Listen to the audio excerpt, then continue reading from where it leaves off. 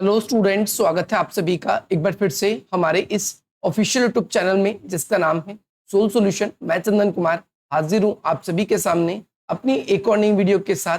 So guys, आज की इस नई वीडियो में हम बात करेंगे उन सभी स्टूडेंट्स के लिए जो एमपीएस कोर्स के स्टूडेंट्स हैं, मास्टर ऑफ पॉलिटिकल साइंस के स्टूडेंट्स हैं, इग्नू के स्टूडेंट्स हैं और उन सभी के पास में MPSE 003 का सब्जेक्ट है। तो ये वीडियो उन सभी स्टूडेंट्स के लिए मोस्ट इंपॉर्टेंट रहने वाली है, क्योंकि आज की इस वीडियो में हम बात करेंगे उन सभी मोस्ट इंपॉर्टेंट क्वेश्चंस की जो आपके एग्जाम में पूछे जाएंगे। एज ऑलवेज हम आप सभी के लिए वीडियो बनाते हैं और फर्स्ट ईयर के जो आपके एग्जाम चल रहे हैं जून 2025 के, इसमें बहुत सारे स्टूडेंट्स के शुरू से ही कमेंट आ रहे थे और आपकी कमेंट्स के ध्यान में रखते हुए ये वीडियो जो आपके एग्जाम से काफी पहले ही बना दी जा रही है, ताकि आपको एग्जाम टाइम पे कोई भी परेशानी या कोई भी दिक्कत ना आए। तो चलिए ज्यादा देर न करते हुए आज की अपनी इस वीडियो को हम स्टार्ट करते हैं। सबसे पहली बात तो ये जो आपका सब्जेक्ट है India democracy and development, Hindi में बात करें तो भारत लोकतंत्र और विकास, तो इसमें कौन कौन से क्वेश्चंस पूछे जाएंगे। सबसे पहली बात तो इस पीडीएफ को देखोगे तो इसमें जितने भी इंपॉर्टेंट क्वेश्चंस मैंने बताए हैं उसे दो खंडों में यानी दो पार्ट्स में डिवाइड किया गया है। सबसे पहले एक बुक के जितने भी इंपॉर्टेंट क्वेश्चन है उसको एक साथ रखा गया है, फिर दूसरी बुक से जितने भी इंपॉर्टेंट क्वेश्चन है उसको रखा गया है। पहले आपकी स्क्रीन पर यहाँ पर नंबरिंग की गई है, सारे के सारे इंपॉर्टेंट क्वेश्चंस हैं और फिर आगे चलकर उन सभी क्वेश्चनों का आंसर आपको देखने को मिलेगा। तो ये वीडियो का जो पीडीएफ है आपकी स्क्रीन पर जो है ये बहुत बेस्ट पीडीएफ है। मैं आपको कहूंगा कि आपके एग्जाम के लिए पूरा सफिशियंट है, आपको इसके अलावा कुछ और पढ़ने की कोई आवश्यकता नहीं है। तो चलिए स्टार्ट करते हैं। हम एक एक करके सारे क्वेश्चंस को भी और उसके आंसर्स को भी डिस्कस करेंगे। सबसे पहले क्वेश्चन नंबर 1 आपकी स्क्रीन पर आ चुका है और इसमें आपसे पूछा गया है कि भारत संविधान ने यानी भारतीय जो संविधान है उसमें भारत में सामाजिक परिवर्तन को कैसे प्रभावित किया है। सबसे इंपॉर्टेंट क्वेश्चन और पहला क्वेश्चन। हालांकि ये क्वेश्चन अब की बार एग्जाम में आपके आने की पूरी संभावना है, बट अगर नहीं भी आता तो फिर भी ऐसे क्वेश्चन आपको पक्का मिलेंगे जो आपके 10 में से 5 क्वेश्चन आपको एग्जाम में कंफर्म देखने को मिलेंगे। तो यहाँ पर आप इस वीडियो की पीडीएफ को प्राप्त करना चाहते हैं तो आपकी स्क्रीन पर एक नंबर शो हो रहा होगा। ये एक पेड पीडीएफ है जहाँ की यूट्यूब पे आपको फ्री में पढ़ाया जा रहा है। अगर आपको फ्री में करना है तो आप यहाँ से कर सकते हो। इसके अलावा अगर आपका कोई और भी डाउट है तो आप इसे वहां पर इस नंबर के स्क्रीन के थ्रू भी अपना डाउट को क्लियर करा सकते हैं। तो चलिए स्टार्ट करते हैं। सबसे पहली बात तो बात करते हैं भारतीय संविधान ने भारत का सामाजिक परिवर्तन किया है और वो भी किस तरीके से। तो सबसे पहली बात हम बात कर रहे हैं भारत के संविधान की। तो आप सभी को पता है भारत का जो संविधान है वो लगभग अब 75 वर्ष हो चुके हैं हमारे देश के अंदर संविधान को लागू हुए, और 75 वर्ष पूर्व हमारा जैसा देश था और आज उस अगर हम देखें स्थिति में बहुत ज्यादा हमें परिवर्तन देखने को मिलेगा। अच्छा, ये परिवर्तन क्यों आया है? तो सबसे पहले परिवर्तन आने का कारण ये है क्योंकि इसमें बहुत सारे ऐसे नए नियमों को ऐड किया गया है जो केवल एक कानूनी दस्तावेज नहीं है, ये बल्कि एक हमारे समाज को कैसे हमारा ढांचा एक बेहतर होता जा रहा है इसको भी दिखाता है। आपको याद रखना है कि ये कानूनी दस्तावेज नहीं है खाली, बल्कि ये जीवंत समाज के राजनीतिक उपकरण है। यानी हमारे समाज में जो भी बुराइयां हैं, जो भी कमियां हैं, उन कमियों को सामने रखकर उजागर करके कहीं ना कहीं हमारे समाज को बेहतर बनाने का ये कार्य कर रहा है, जिसे भारत में गहरे बैठे सामाजिक सशस्त्रीकरण, असमानता, शोषण से संबंधित समतावादी न्यायपूर्ण समाज को स्थापित करने में इसने अपनी मुख्य भूमिका निभाई है या इसका मुख्य उद्देश्य रहा है। आप ये भी कह सकते हो कि हमारे समाज को सशक्त करने में, हमारे समाज में जो असमानता मौजूद थी उस असमानताओं को दूर करने में, समाज में जो शोषण मौजूद था जो कि कमजोर वर्ग के लोगों के ऊपर किया जाता था उसको कम करने में, समाज में समानता स्थापित करने में, ऐसे लोग जो न्याय से वंचित रह जाते थे उनके लिए न्याय स्थापित करने में, ये इसने क्या किया है, एक बहुत ही ज्यादा महत्वपूर्ण भूमिका निभाई है। स्वतंत्रता के पूर्व यानी आजादी से पहले भारत में भेदभाव था, लैंगिक असमानता थी, आर्थिक विषमताएं थी, धार्मिक विभाजन था, साथ ही साथ लोग जात पात के आधार पर समाज को बांट देने का कार्य करते थे। राजनीति में केवल कुछ एक चुनिंदा लोग थे जिन्होंने अपनी पूरी पकड़ बना रखी थी, और इस सभी चुनौतियों को दूर करने में और समाज में एक बेहतर सामाजिक क्रांति या सामाजिक बदलाव लाने में कहीं ना कहीं भारतीय संविधान ने मुख्य भूमिका निभाई है। और जो भारत के संविधान के जो निर्माता थे इन्होंने समाज के अंदर काफी ज्यादा एक परिवर्तनशील या परिवर्तन लाने का इसने काम किया है, या परिवर्तन लाने का एक माध्यम भी रहा है, हम ये भी कह सकते हैं। अब इस आंसर को हमने कई भागों में विभाजित किया है, हम एक एक करके उस भाग की पहले क्या करते हैं, चर्चा करते हैं। सबसे पहली बात तो मुख्य भाग इसका जो है, इसने क्या किया है, समाज में समानता लाने और जो गैर भेदभाव वाली चीज है उसको स्थापित करने में बहुत ज्यादा मुख्य भूमिका निभाई है। सबसे पहली बात तो हमारे जो फंडामेंटल राइट्स हैं उसको इसने लागू किया है ताकि समाज में हर एक व्यक्ति का डेवलपमेंट हो सके। और फंडामेंटल राइट्स के अंदर अगर आप देखोगे, जो मौलिक अधिकार के अंदर एक चीज यहाँ पर हम नहीं लिख पाए, जिसको कहना है आपका समानता का अधिकार। समानता का अधिकार यहाँ पर अगर आप देखोगे तो जो भारत में मौलिक अधिकार के अंदर जो समानता का अधिकार है वो अनुच्छेद 14 से लेकर 18 तक, और भारतीय संविधान के अनुच्छेद 14 में कानून के समक्ष समानता की बात की गई है। अनुच्छेद 15 के अंदर जाति, धर्म, लिंग, जन्म स्थान, नस्ल, भाषा, इन सभी के आधार पर भेदभाव नहीं किया जाएगा, भेदभाव को प्रतिबंधित किया गया है अनुच्छेद 15 के अनुसार। सार्वजनिक स्थानों पर सभी के लिए पहुंच होगी और समाज में सभी को उसके लिए अवसर भी मिलेगा, ये भी आपको याद रखना है। हमारे संविधान के अंदर अस्पृश्यता, छुआछूत जो है उसका उन्मूलन अनुच्छेद 17 में किया गया, और काफी हद तक जो हमारे समाज में जात पात का भेदभाव या जो कुप्रथाएं थी अस्पृश्यता जैसी, इसको एक दंडनीय अपराध माना है और उसके लिए कानून व्यवस्था भी की गई है। समाज में जो दलित समुदाय थे, निम्न जाति के वर्ग के लोग थे, उन्हें एक गरिमा और बहुत ही ज्यादा बेहतर जीवन दिलाने में इसने क्या करी है, अपनी मुख्य भूमिका निभाई है। आई होप आपको ये क्लियर होगा। अगला क्वेश्चन है आप सभी का, उपाधियों का उन्मूलन। उपाधियों का उन्मूलन, इसका मतलब क्या है कि हमारे समाज में बहुत सारी उपाधियां पहले दी जाती थी, उन सभी उपाधियों का उन्मूलन अनुच्छेद क्या किया गया है, 18 में। उपाधि से समाज में जो बड़े तबके के लोग हैं वो अपने आप को बेहतर दिखाते हैं, जो छोटे तबके के लोग हैं वो अपना डेवलपमेंट ठीक ढंग से नहीं कर पाते हैं। तो इस जो उपाधियों का जो उन्मूलन है किया गया है, हम कह सकते हैं इसने सामाजिक जो पदक्रम था, समाज में जो ताकतवर लोग थे, समाज में जो अपना रुतबा रखते थे, उसे काफी हद तक खत्म करने में, समाप्त करने में, उसे तोड़ने में इसने अपनी मुख्य भूमिका निभाई है। नेक्स्ट पॉइंट है आपके सामने, सामाजिक न्याय और सकारात्मक कार्रवाई। देखो, हमारे देश में बहुत सारे ऐसे लोग हैं जो वंचित वर्ग रहे, जिन्हें समाज में सदियों से शोषण का सामना करना पड़ा। समाज में उनका काफी ज्यादा विकास नहीं हो पाया, जिसकी वजह से वो बहुत पिछड़ गए। तो ऐसे लोगों का डेवलपमेंट हो, इसके लिए आरक्षण की नीति हमारे देश में लागू की गई।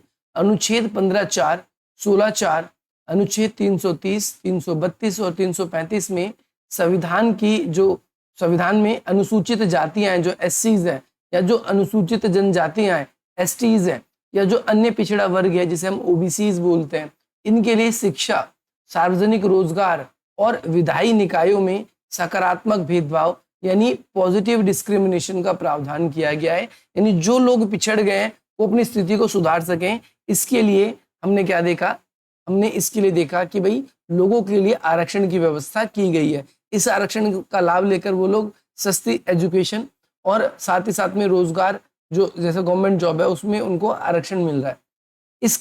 इसका उद्देश्य जो है वो क्या है, समाज में जो सदियों से उन पे अन्याय हुआ है उस अन्याय को दूर करना है, और समाज में जो लोग काफी पिछड़ गए थे उन पिछड़े हुए लोगों को दोबारा से बराबरी पर लाने का कार्य है। हालांकि आज के जमाने में बहुत से लोग ऐसे हैं जो इस चीज का गलत फायदा उठा रहे हैं।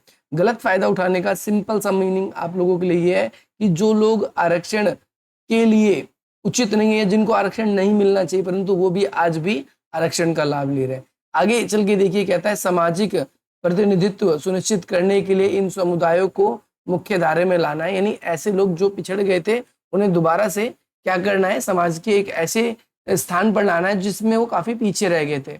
इसके अलावा शैक्षिक आर्थिक उन्नति यानी डीपीएसपी। डीपीएसपी क्या है, डीपीएसपी को हम कहेंगे राज्य के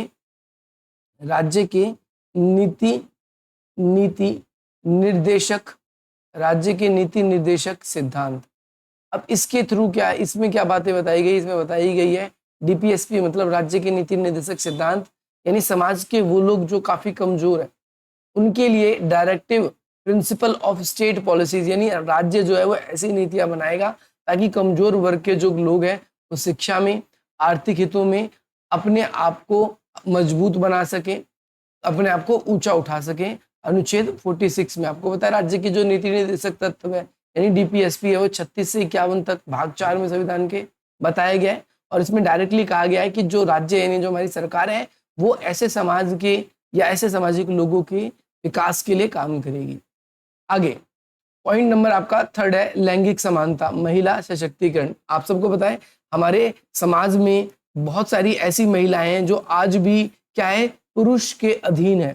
समाज में एक ऐसा पूरा दौर था या एक पूरा समय ही था, अब तो देखो एजुकेशन काफी बढ़ गई है, तो काफी हद तक हम कह सकते हैं जो शहरी इलाके हैं वहां पर महिलाओं को एटलीस्ट एजुकेशन, एम्प्लॉयमेंट ना भी कहूँ मैं, रोजगार ना भी कहूँ, तो उन्हें एजुकेशन के क्षेत्रों में, हालांकि सरकारी स्कूलों में ही सही, पर महिलाओं को कहीं ना कहीं पुरुषों के समान, अपने बच्चों के समान उन्हें एजुकेशन दी जा रही है। क्या कहते हैं यहाँ पर कि भाई समानता का अधिकार अनुच्छेद जो है आपका 14 से 15, वैसे तो 18 तक है, लेकिन 14-15 में क्या बात की गई यहाँ पर स्पेशल बात यह है कि महिलाओं को पुरुषों के समान अधिकार प्रदान कराता है। और ये कहता है कि भाई डायरेक्टली लिंग के आधार पर किसी भी प्रकार का भेदभाव नहीं होगा। समान काम के लिए महिलाओं को समान वेतन मिलेगा, अनुच्छेद 39D में कहा गया है। और राज्य के नीति निर्देशक तत्व यानी जो सिद्धांत है इसमें डायरेक्टली कहा है कि महिला हो या पुरुष अगर दोनों समान काम कर रहे हैं तो उसके लिए समान वेतन जो है होएगा। और ये सरकार का दायित्व है, सरकार की जिम्मेदारी है कि वो इनके लिए क्या करे, इस तरीके से कार्य करे। अगला आपका मातृत्व लाभ, अनुच्छेद 42 में कि राज्य को मातृत्व राहत के लिए प्रावधान करने के निर्देश, यानी आपको पता है कि बहुत सारे ऐसी स्त्रियां होती हैं जिनकी शादी हो जाती है, वो जॉब पे होती है और वो उस बीच में उन्हें क्या मिलता है, उन्हें कुछ छूट मिलती है। अगर वो प्रेग्नेंट हो जाती है तो उन्हें अपने बच्चे के लालन पालन करने के लिए जो मैटरनिटी लीव है वो उनको दिया जाता है। तो ऐसे में महिलाएं जो है उन्हें कामकाजी सुरक्षा मिलती है, महिलाओं की जॉब नहीं जाती, वो समाज में अपना सामाजिक दायित्व यानी अपने बच्चों का पालन भी कर रही है और वो काम भी करती है। हालांकि जो बड़ी बड़ी कंपनियां हैं या फिर अच्छी कंपनियां हैं वो ही इस चीज का लाभ महिलाओं को दे रही है, परंतु सरकार द्वारा इसे क्या किया गया है, लागू किया गया है। आगे कहता है स्थानीय स्वशासन में आरक्षण, अनुच्छेद 243D में यानी 73वां जो हमारा संविधान संशोधन है वो ग्राम पंचायत के लिए, और जो 74वां आपका संविधान संशोधन था नगर पालिका के लिए। याद रखना आप सभी को, ये किसके लिए, आपका नगर पालिका 74वां, और जो आपका 73वां है वो आपका ग्राम पंचायत। ग्राम पंचायत इसमें महिलाएं अपने आप को सशक्त, पंचायत या आएगा या पंचायत, इसमें महिलाएं क्या कर सकती हैं, चुनाव में सरपंच के तौर पर, मुखिया के तौर पर खड़ी हो सकती हैं। और आपने देखा है कि इसमें संशोधन के माध्यम से पंचायतों में और नगर पालिकाओं में महिलाओं के लिए क्या किया गया है, 1/3 सीटों का आरक्षण सुनिश्चित किया गया है। साथ ही साथ में जिससे समाज में महिलाएं जो है उनकी भागीदारी बढ़ेगी, समाज में कहीं ना कहीं उनमें निर्णय लेने की क्षमता आएगी, और जो हमारा समाज जो है पुरुष प्रधान समाज रहा है, कहीं ना कहीं ऐसे में महिलाओं को अपने निर्णय लेने का थोड़ा बहुत तो अधिकार होगा ही होगा। चलिए आगे देखते हैं, आगे कहता है आपका क्या कहते हैं, धर्मनिरपेक्षता एवं धार्मिक सद्भावना या सद्भाव। देखो धर्म की स्वतंत्रता का अधिकार दिया है भारतीय संविधान को, डायरेक्टली भारतीय संविधान कहता है अपने आप को कि वो एक धर्मनिरपेक्ष राज्य है, और धर्मनिरपेक्ष राज्य की स्थापना करने पे वो बल भी देता है। हालांकि हमारे यहाँ पर देश में राज्य का कोई धर्म नहीं है, परंतु सभी नागरिकों को इतनी स्वतंत्रता दी गई है कि वो अपने विवेक के अनुसार, अपनी इच्छा अनुसार किसी भी धर्म को मान सकते हैं, उनका आचरण कर सकते हैं, उनका प्रचार कर सकते हैं, अपने धर्म से जुड़े हुए जो धार्मिक इमारतें हैं, संस्थाएं, उनका निर्माण कर सकते हैं, अपने धर्म से जुड़े हुए जो रीति रिवाज है उनको फॉलो कर सकते हैं। धार्मिक संस्थाओं को स्वायत्ता, देखो विभिन्न धार्मिक समुदाय को अपनी संस्थाओं को स्थापित करने बनाने की अनुमति दी गई, जैसा कि मैंने बताया। आगे आपको कहता है पंचायती राज और विकेंद्रीकरण। देखो पंचायती राज के बारे में भी वैसे भूमिका हमने बात कर ली, महिलाओं को काफी हद तक क्या मिला है, स्टेबिलिटी मिली है, महिलाएं अपने निर्णय ले पा रही है। अगला पॉइंट आपका आ जाता है न्यायपालिका की भूमिका। देखो न्यायपालिका में क्या है कि न्याय सक्रियता और जनहित याचिका यानी PIL, पब्लिक लेजिस्लेटिव और इंटरेस्ट जो है, इसमें न्यायपालिका ने समाज में बढ़ते हुए परिवर्तन को बढ़ावा दिया। समाज में ऐसे लोग जो कमजोर वर्ग हैं, जिन्हें न्याय नहीं मिल पाता, उन्हें PIL के जरिए जनहित याचिका और जो है न्यायिक पुनरावलोकन, इन दोनों के माध्यम से जो है न्यायपालिका है वो समाज में ऐसे लोग जो न्याय को प्राप्त नहीं कर पा रहे उनको भी न्याय दिलवा रही है। पर्यावरण के मामले हैं, बाल श्रम के मामले हैं, शिक्षा के मामले हैं, न्यायिक मुद्दे हैं, बंधुआ मजदूरी के मामले हैं, इन सब क्षेत्रों में महत्वपूर्ण फैसले ले रही है सरकार, और समाज में कहीं ना कहीं प्रावधान हम देख रहे हैं कि भाई चेंजेस आ रहा है। अगला है आपका संवैधानिक व्याख्या। न्यायपालिका ने समय समय पर संविधान की व्याख्या की है और संविधान का दायरा जो है बढ़ाया है। काफी हद तक हमने ये भी देखा कि न्यायपालिका अपनी आवश्यकता, सिचुएशन, इसके अकॉर्डिंग नियमों को वैलिड और इनवैलिड मानती है कि वो समय के अनुसार ठीक है या नहीं। अब निष्कर्ष के तौर पे कह रहे हैं कि भारतीय समाज जो है वो समाज में चेंजेस ला रहा है, सामाजिक परिवर्तन ला रहा है, समानता, न्याय, बंधुत्व और समाज में शोषण मुक्त हो सके, सभी नागरिकों को अवसर मिल सके, सामाजिक प्रक्रिया और समाज में सतत विकास होता रहे, इसको काफी हद तक ये सुनिश्चित कर रहा है। अब अगला क्वेश्चन अगर आप देखोगे तो यहाँ पर हमने क्वेश्चन नंबर 1 के बाद में क्वेश्चन नंबर 2 क्या यहाँ पर लेकर आए, भाई भारतीय संघवाद की प्रमुख विशेषताएं बताइए। क्या भारतीय संघवाद में एकात्मक लक्षण है या संघात्मक लक्षण है या एक ही तरफ झुकाव है? एक एक करके ऐसे आपको सारे क्वेश्चन और उनके आंसर मिलेंगे। तो यहाँ पर अगर हम बात करें भारतीय संघवाद की प्रमुख पहले विशेषताओं की और उसके एकात्मक लक्षण है या संघात्मक, इसके बारे में बात करेंगे। सबसे पहली बात तो संघवाद। संघवाद को हम अंग्रेजी में फेडरलिज्म बोलते हैं और फेडरलिज्म एक फेडर सबसे बंद होता है बना है, जिसका मतलब होता है कि एक से अधिक स्तर पर शासन। अगर हम देखें भारत की बात कर रहे हैं तो संघवाद का सिंपल सा मीनिंग हो जाता है 2 या 2 से अधिक स्तर पर शासन। संघवाद एक ऐसी शासन प्रणाली है जहां पर शक्तियों का विभाजन केंद्रीय यानी राष्ट्रीय सरकार, सेंट्रल गवर्नमेंट, और क्षेत्रीय यानी प्रांतीय सरकारों के बीच में होता है। भारतीय संविधान ने अपने आप को अद्वितीय संघीय प्रणाली में अपना रखा है। भारत में शासन को 3 भागों में बांटा गया है। पहला आपका केंद्र है, दूसरे नंबर पे आपका राज्य है और तीसरे नंबर पे आपका पंचायत है। पंचायत है तो इस तरीके से, या फिर नगर पालिका, इस तरीके से हमने इसको बांटा है। इसके साथ साथ जो आपका क्वासी फेडरल है, क्वासी फेडरल को हम कहते हैं अर्ध संघवाद। इसके साथ साथ सहकारी संघवाद यानी कोऑपरेटिव फेडरलिज्म, इसे भी कहा गया है। ये ना तो शुद्ध रूप से संघीय है और ना ही एकात्मक है, बल्कि दोनों का मिश्रण है। यानी हम ये भी नहीं कह सकते कि पूरी तरीके से हम एक और ही झुके हुए हैं। एक और ही झुके होने का मतलब हम पूरी तरीके से एकात्मक लक्षण के अंतर्गत जीते हैं, और ना ही हम ये कहते हैं कि हम पूरी तरीके से संघवाद के अंदर है। हमने दोनों को मिक्स करके एक बेटर अच्छी चीजें बनाने की कोशिश करी है। यहाँ पर भारत में संघवाद के क्या क्या लक्षण है, क्या क्या विशेषताएं, इसके बारे में बताया गया है। सबसे पहले दोहरी सरकार। भारत में संघवाद का लक्षण पहली बात क्या दिखता है? दोहरी सरकार। जैसे कि भारत में एक राष्ट्रीय स्तर की सरकार है जिसे हम केंद्र सरकार कहते हैं, और भारत में क्षेत्रीय स्तर की यानी 28 राज्य हैं, वहां पर कैसी सरकारें हैं? वहां पर राज्य स्तरीय सरकारें। इसके अलावा 8 केंद्र शासित प्रदेश हैं जहां पर केंद्र और राज्य दोनों ने अपने अधिकार क्षेत्रों को स्वतंत्र रूप से बांट रखा है। अगला है शक्ति का विभाजन। भारत का दूसरा लक्षण हमें संघवाद का यह दिखता है कि भारत ने अपने संविधान में 7वीं अनुसूची में सरकारों के बीच में शक्तियों का विभाजन किया गया है स्पष्ट रूप से, और राज्य और केंद्र के बीच में शक्तियों को बांटा गया है। जैसे संघ सूची आपकी, इसमें कहता है कि भाई जो संघ सूची है ये बेसिकली संघ सूची यानी यूनियन लिस्ट। इसमें पहली बात तो केंद्र सरकार कानून बनाती है, ये आपको याद रखना है, केंद्र सरकार। दूसरे नंबर पे आपका क्या है कि भाई इसमें मामले कौन कौन से आते हैं? रक्षा, विदेश मामले, रेलवे, मुद्रा, राष्ट्रीय महत्व के, ऐसे 100 विषय शामिल है। राज्य सूची में वे विषय आते हैं यानी स्टेट लिस्ट, जिसमें राज्य सरकार कानून बनाती है। कौन बनाती है? हमारी राज्य सरकार। अब इसमें कितने विषय हैं? 61 विषय। कितने विषय हैं? 61 विषय। कौन कौन से विषय हैं? जैसे पुलिस, सार्वजनिक स्वास्थ्य, कृषि, स्थानीय महत्व, ये सारे के सारे।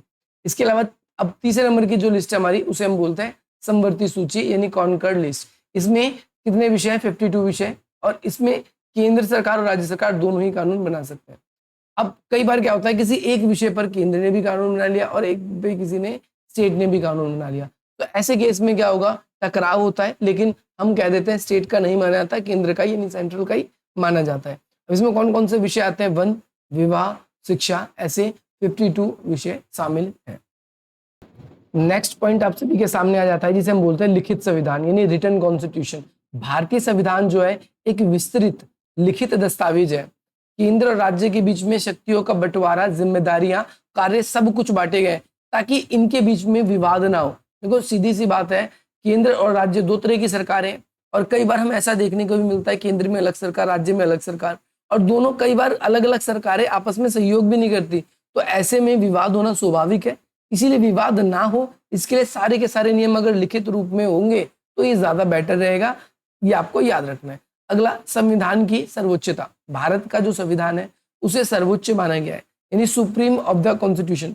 कोई भी सरकार, चाहे केंद्र हो चाहे कोई राज्य हो, कोई भी सरकार जो है वो संविधान से ऊपर नहीं है। देश में सबसे बड़ा जो है वो देश का कानून है और ये जो सारे कानून है वो देश के संविधान में लिखित किए गए हैं।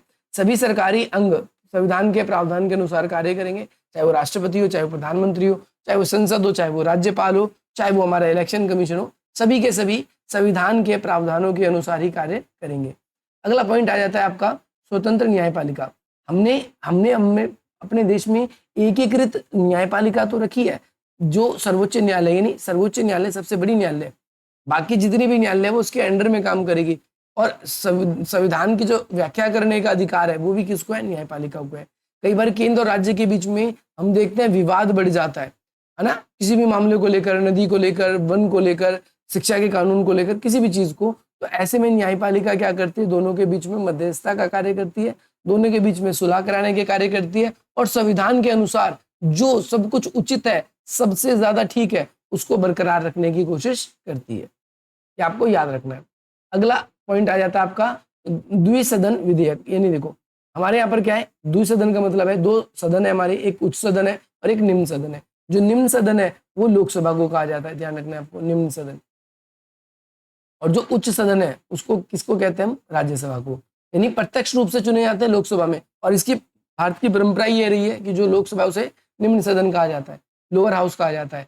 याद रखना है आप सभी को, प्रत्यक्ष रूप से चुने जाएंगे, और साथ ही साथ में जितने भी प्रतिनिधि होंगे वो संसद के अंदर डायरेक्टली जाते हैं। जनसंख्या का प्रतिनिधित्व करते हैं, क्योंकि भारत में इतनी बड़ी जनसंख्या है, सभी लोगों का डायरेक्ट लोकतंत्र यानी डायरेक्ट डेमोक्रेसी है, प्रत्यक्ष लोकतंत्र जो है इसको चलाना संभव नहीं है। इसीलिए हमने क्या किया है, राज्यसभा और लोकसभा इन दो बीच में हमने सदनों को बांट दिया है। अब राज्यसभा जो है वो मुख्य रूप से राज्य का प्रतिनिधित्व करती है, लोकसभा पूरे देश का प्रतिनिधित्व करती है। राज्य के हितों की रक्षा हो, इसके लिए अगर हम देखें कोई राज्य सरकार कोई कानून बनाना चाहती है तो वो राज्यसभा के थ्रू बनवा सकती है। ये इसके अंदर इंपॉर्टेंट है आपके लिए। नेक्स्ट पॉइंट आप लोगों के लिए है कठोर और लचीला मिश्रण। भारतीय संविधान को अगर हम देखें तो इस बनाने की जो प्रक्रिया है वो रही तो बहुत कठोर है, परंतु इसमें जो चेंजेस करना है वो कठोर भी है। कुछ मुद्दे ऐसे हैं जिन्हें बहुत मुश्किल से, बहुत रेयरली हम उसको चेंजेस उसके अंदर कर सकते हैं, और कुछ हमारे में ऐसे मुद्दे में देखने को मिलते हैं जो बहुत ही ज्यादा लचीला दिखाता है। यानी भारतीय संविधान में कुछ प्रावधान ऐसे हैं जो बहुत ही ज्यादा कठोर प्रावधान है, और कुछ ऐसे प्रावधान है जो कैसे काफी लिबरल है, काफी लचीले। राज्य में सभी विधानसभाओं द्वारा, कई बार साधारण बहुमत के द्वारा भी हम इसमें परिवर्तन कर लेते हैं, लेकिन कई बार हम जब संघीय ढांचे में परिवर्तन करते हैं, जब देश की सुरक्षा या ऐसा कोई मामला है, तो ऐसे में हमारा देश का संविधान जो है हमें कठोर दिखाई देता है। अब ये क्वेश्चन आता है कि हमारा संविधान जो है एकात्मक की ओर झुका हुआ है, क्या एकात्मक संविधान है कि आपका संघात्मक संघवाद है? इसके बारे में बात करेंगे। तो हमें काफी हद तक ये देखने को मिलता है, हाँ भारतीय संघवाद जो है वो एकात्मक है। एकात्मक इसीलिए है क्योंकि केंद्र सरकार पूरे देश की सरकार है, राज्य सरकार हर एक राज्य की अलग है। अगर हम स्टेट्स को इतनी ज्यादा ऑटोनॉमी देंगे तो कहीं ना कहीं वो देश की एकता के लिए खतरा हो जाएगा। और हमारे देश में बहुत बार ऐसा देखा गया है कि राज्य सरकार या राज्य के अंदर जो है वो आंदोलनों को बढ़ावा मिला है, और वो आंदोलन काफी हद तक देश को बांटने का, देश को तोड़ने का भी काम करते हैं। जैसे तमिलनाडु में हिंदी भाषा के खिलाफ द्रविड़ आंदोलन हुआ, आपका मिजोरम को कहा गया कि भाई देश से अलग हो जाए, मिजोरम के अंदर हुआ, असम के अंदर हुआ, पंजाब के अंदर हुआ, और काफी हद तक जम्मू कश्मीर को भी हम देखते हैं कि वो विवादित है। तो इस तरीके से हमारा संघवाद जो है एक तरफ यानी केंद्र की तरफ ज्यादा झुकाव दिखता है, और इसका लक्षण स्पष्ट रूप से दिखाई देता है। इसका एक कारण है कि इसे अर्ध संघ कहा जाता है, यानी केंद्र की तरफ झुकाव वाला संघ कहा जाता है। इसके लक्षण क्या है? ये लक्षण राष्ट्र की एकता और अखंडता को बनाए रखने के लिए इसे आवश्यक माना गया है। जैसा कि मैंने बताया कि राज्य को अगर ज्यादा ऑटोनॉमी दी जाएगी तो वो काफी हद तक हमारा क्या कर सकते हैं, विरोध कर सकते हैं। इसीलिए हमने क्या कहा है, इसीलिए हमने राज्य को बेसिकली क्या किया है, अलग अलग हमने इस तरीके से बांट के माने या बांट कर चले। अगला कहता है विशेषकर भारत का विभाजन और रियासतों के एकीकरण की पृष्ठभूमि, इसके बारे में बात करते हैं। अब यहाँ पर समझिए, एकल नागरिकता। भारत में ऐसी कौन कौन सी बातें हैं जो एक तरफ का संघवाद ताकतवर दिखती है? एकल नागरिकता। नागरिकता जैसे अमेरिका में दो तरीके से दी जाती है, एक केंद्र की तरफ से पूरी अमेरिका की, और एक उसके जो छोटे छोटे देश हैं जैसे वॉशिंगटन डीसी, लॉस एंजलिस है, न्यूयॉर्क है, तो इस तरीके से कैलिफोर्निया है, ये सब उनके जो देश हैं बेसिकली वहाँ की नागरिकता भी मिलती है, और पूरे यूएसए की। भारत के अंदर क्या है, भारत में ऐसा नहीं है। भारत में नागरिकों को केवल एक ही नागरिकता मिलती है, वो भारत सरकार की तरफ से दी जाती है। भारत में केवल क्या नागरिकों को भारतीय नागरिकता प्राप्त है, राज्यों को अलग अलग नागरिकता देने का क्या नहीं है, प्रावधान नहीं है। ये केवल राष्ट्रीय एकता को बढ़ावा देता है। दूसरे नंबर पे केंद्र सरकार द्वारा राज्यपालों की नियुक्ति। हर एक राज्य में केंद्र का एक मोहरा जाता है जिसे हम राज्यपाल कहते हैं, और केंद्र सरकार क्या करती है, राज्यों के मामलों में कई बार राज्यपाल के थ्रू इंटरफेयर करती है, और कई बार स्टेट्स की जो गवर्नमेंट होती है उनको उनके मनचाहे काम करने से भी क्या करती है, केंद्र सरकार राज्यपाल के जरिए रोक देती है। तो राज्य के अंदर राज्यपालों की नियुक्ति जो कि राष्ट्रपति द्वारा की जाती है, और वह केंद्र सरकार के एजेंट के रूप में काम करता है, जैसा कि बताया, जिससे काफी बार हमने देखा है कि राज्य और केंद्र के बीच में काफी हद तक तनाव, विवाद, ऐसे मुद्दे देखने को मिलता है। अगला, एकीकृत न्यायपालिका। हमारे देश में जो जुडिशरी है वो कैसी है, सर्वोच्च न्यायालय के अंडर में सारे काम करेंगी, और सारी न्यायपालिका एक न्यायपालिका के अधीन में, तो इसीलिए इसे एकीकृत न्यायपालिका कहा गया है। और सर्वोच्च न्यायालय द्वारा जो भी, यानी जो उच्चतम न्यायालय, सर्वोच्च न्यायालय, सुप्रीम कोर्ट है, उसके द्वारा जो भी डिसीजन दिए जाएंगे वो एक तो भारत के सभी नागरिकों को मानना होगा। दूसरी बात, जितने भी भारत में जो कोर्ट है उन सबको भी, यानी इसके अधीन जितने भी न्यायालय है उन सबको भी मानना होगा। जैसे इसके नीचे की है उच्च न्यायालय, अधीनस्थ न्यायालय और उच्च न्यायालय। देखो कहता है राज्य के उच्च न्यायालय भी केंद्रीय कानून को लागू करा सकते हैं, जो कि न्यायिक एक रूपता को सुनिश्चित करता है। यानी न्याय की वजह से कई बार जो हाई कोर्ट है, जैसे आपको पता है एक सुप्रीम कोर्ट है, हमारे यहाँ पर कोर्टों का क्या है कि भाई सुप्रीम कोर्ट है, फिर हाई कोर्ट है, फिर इसके बाद नीचे डिस्ट्रिक्ट कोर्ट है, और इसके बाद में फिर आपका लोकल कोर्ट है।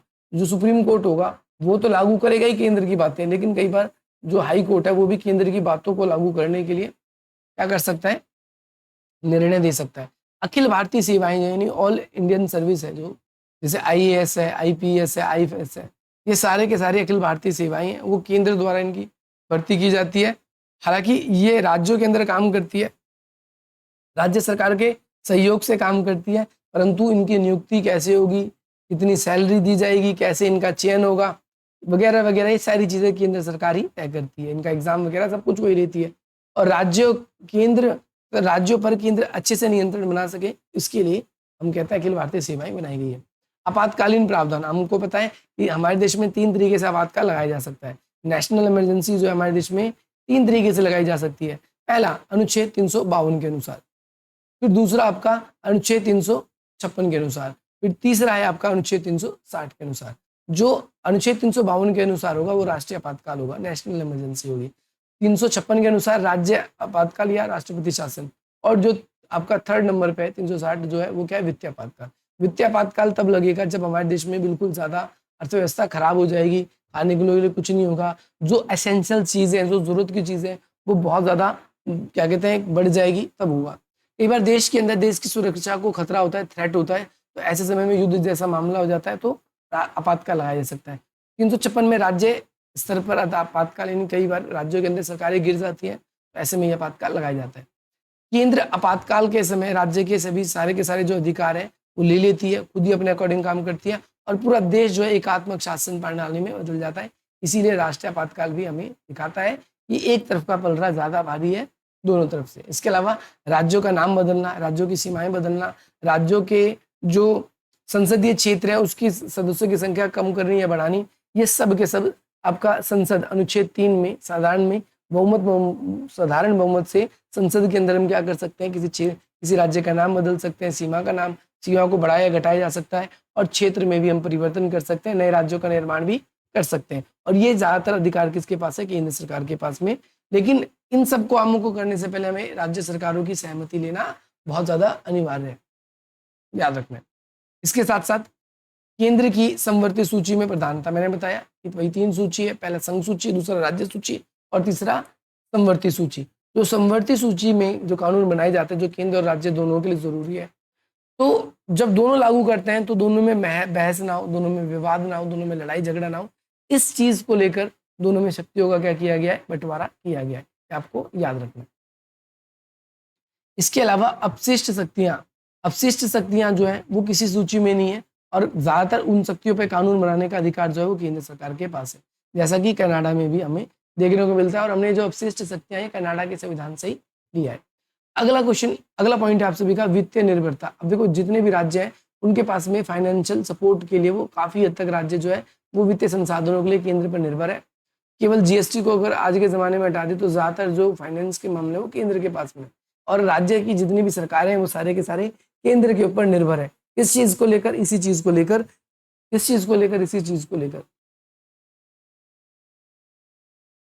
तो यहाँ पर निष्कर्ष के तौर पे हम क्या कह सकते हैं, भारतीय संविधान एक अद्वितीय रचना है जो भारत में विशाल भाषाई, संस्कृति, भौगोलिक विविधता, इन सब को देखते हुए भी देश में एकता, अखंडता और इसको बनाए रखी है। भारत का जो संविधान निर्माता थे वो लोग भी बहुत अच्छे थे, उन्होंने भी काफ़ी रिसर्च करके, काफ़ी कुछ पढ़ के, और उसके बाद में जो हमारे देश के लिए उन्हें उचित लगा उन्होंने उस प्रकार का संविधान बनाया। और आज के ज़माने में हमारे संविधान में काफ़ी कुछ हम अपनी इच्छा से चाहें तो बदलाव कर सकते हैं, काफ़ी कुछ नहीं भी कर सकते। तो ये शो करता है कि हमारा संविधान कितना खूबसूरत है, कितना अच्छा है, और हमारे देश में लोगों की आवश्यकता के अनुसार उसमें प्रावधान भी कुछ किए गए। क्वेश्चन नंबर 3 है, इसमें भारत के कार्यपालिका न्यायपालिका के संदर्भ में इसकी प्रकृति का आपको परीक्षण करना है। कार्यपालिका के कार्यों में काफ़ी हद तक जो न्यायपालिका है वो हस्तक्षेप करती है, वो कैसे करती है इसके बारे में आपको बताना है। सबसे पहली बात तो इस क्वेश्चन का परिचय।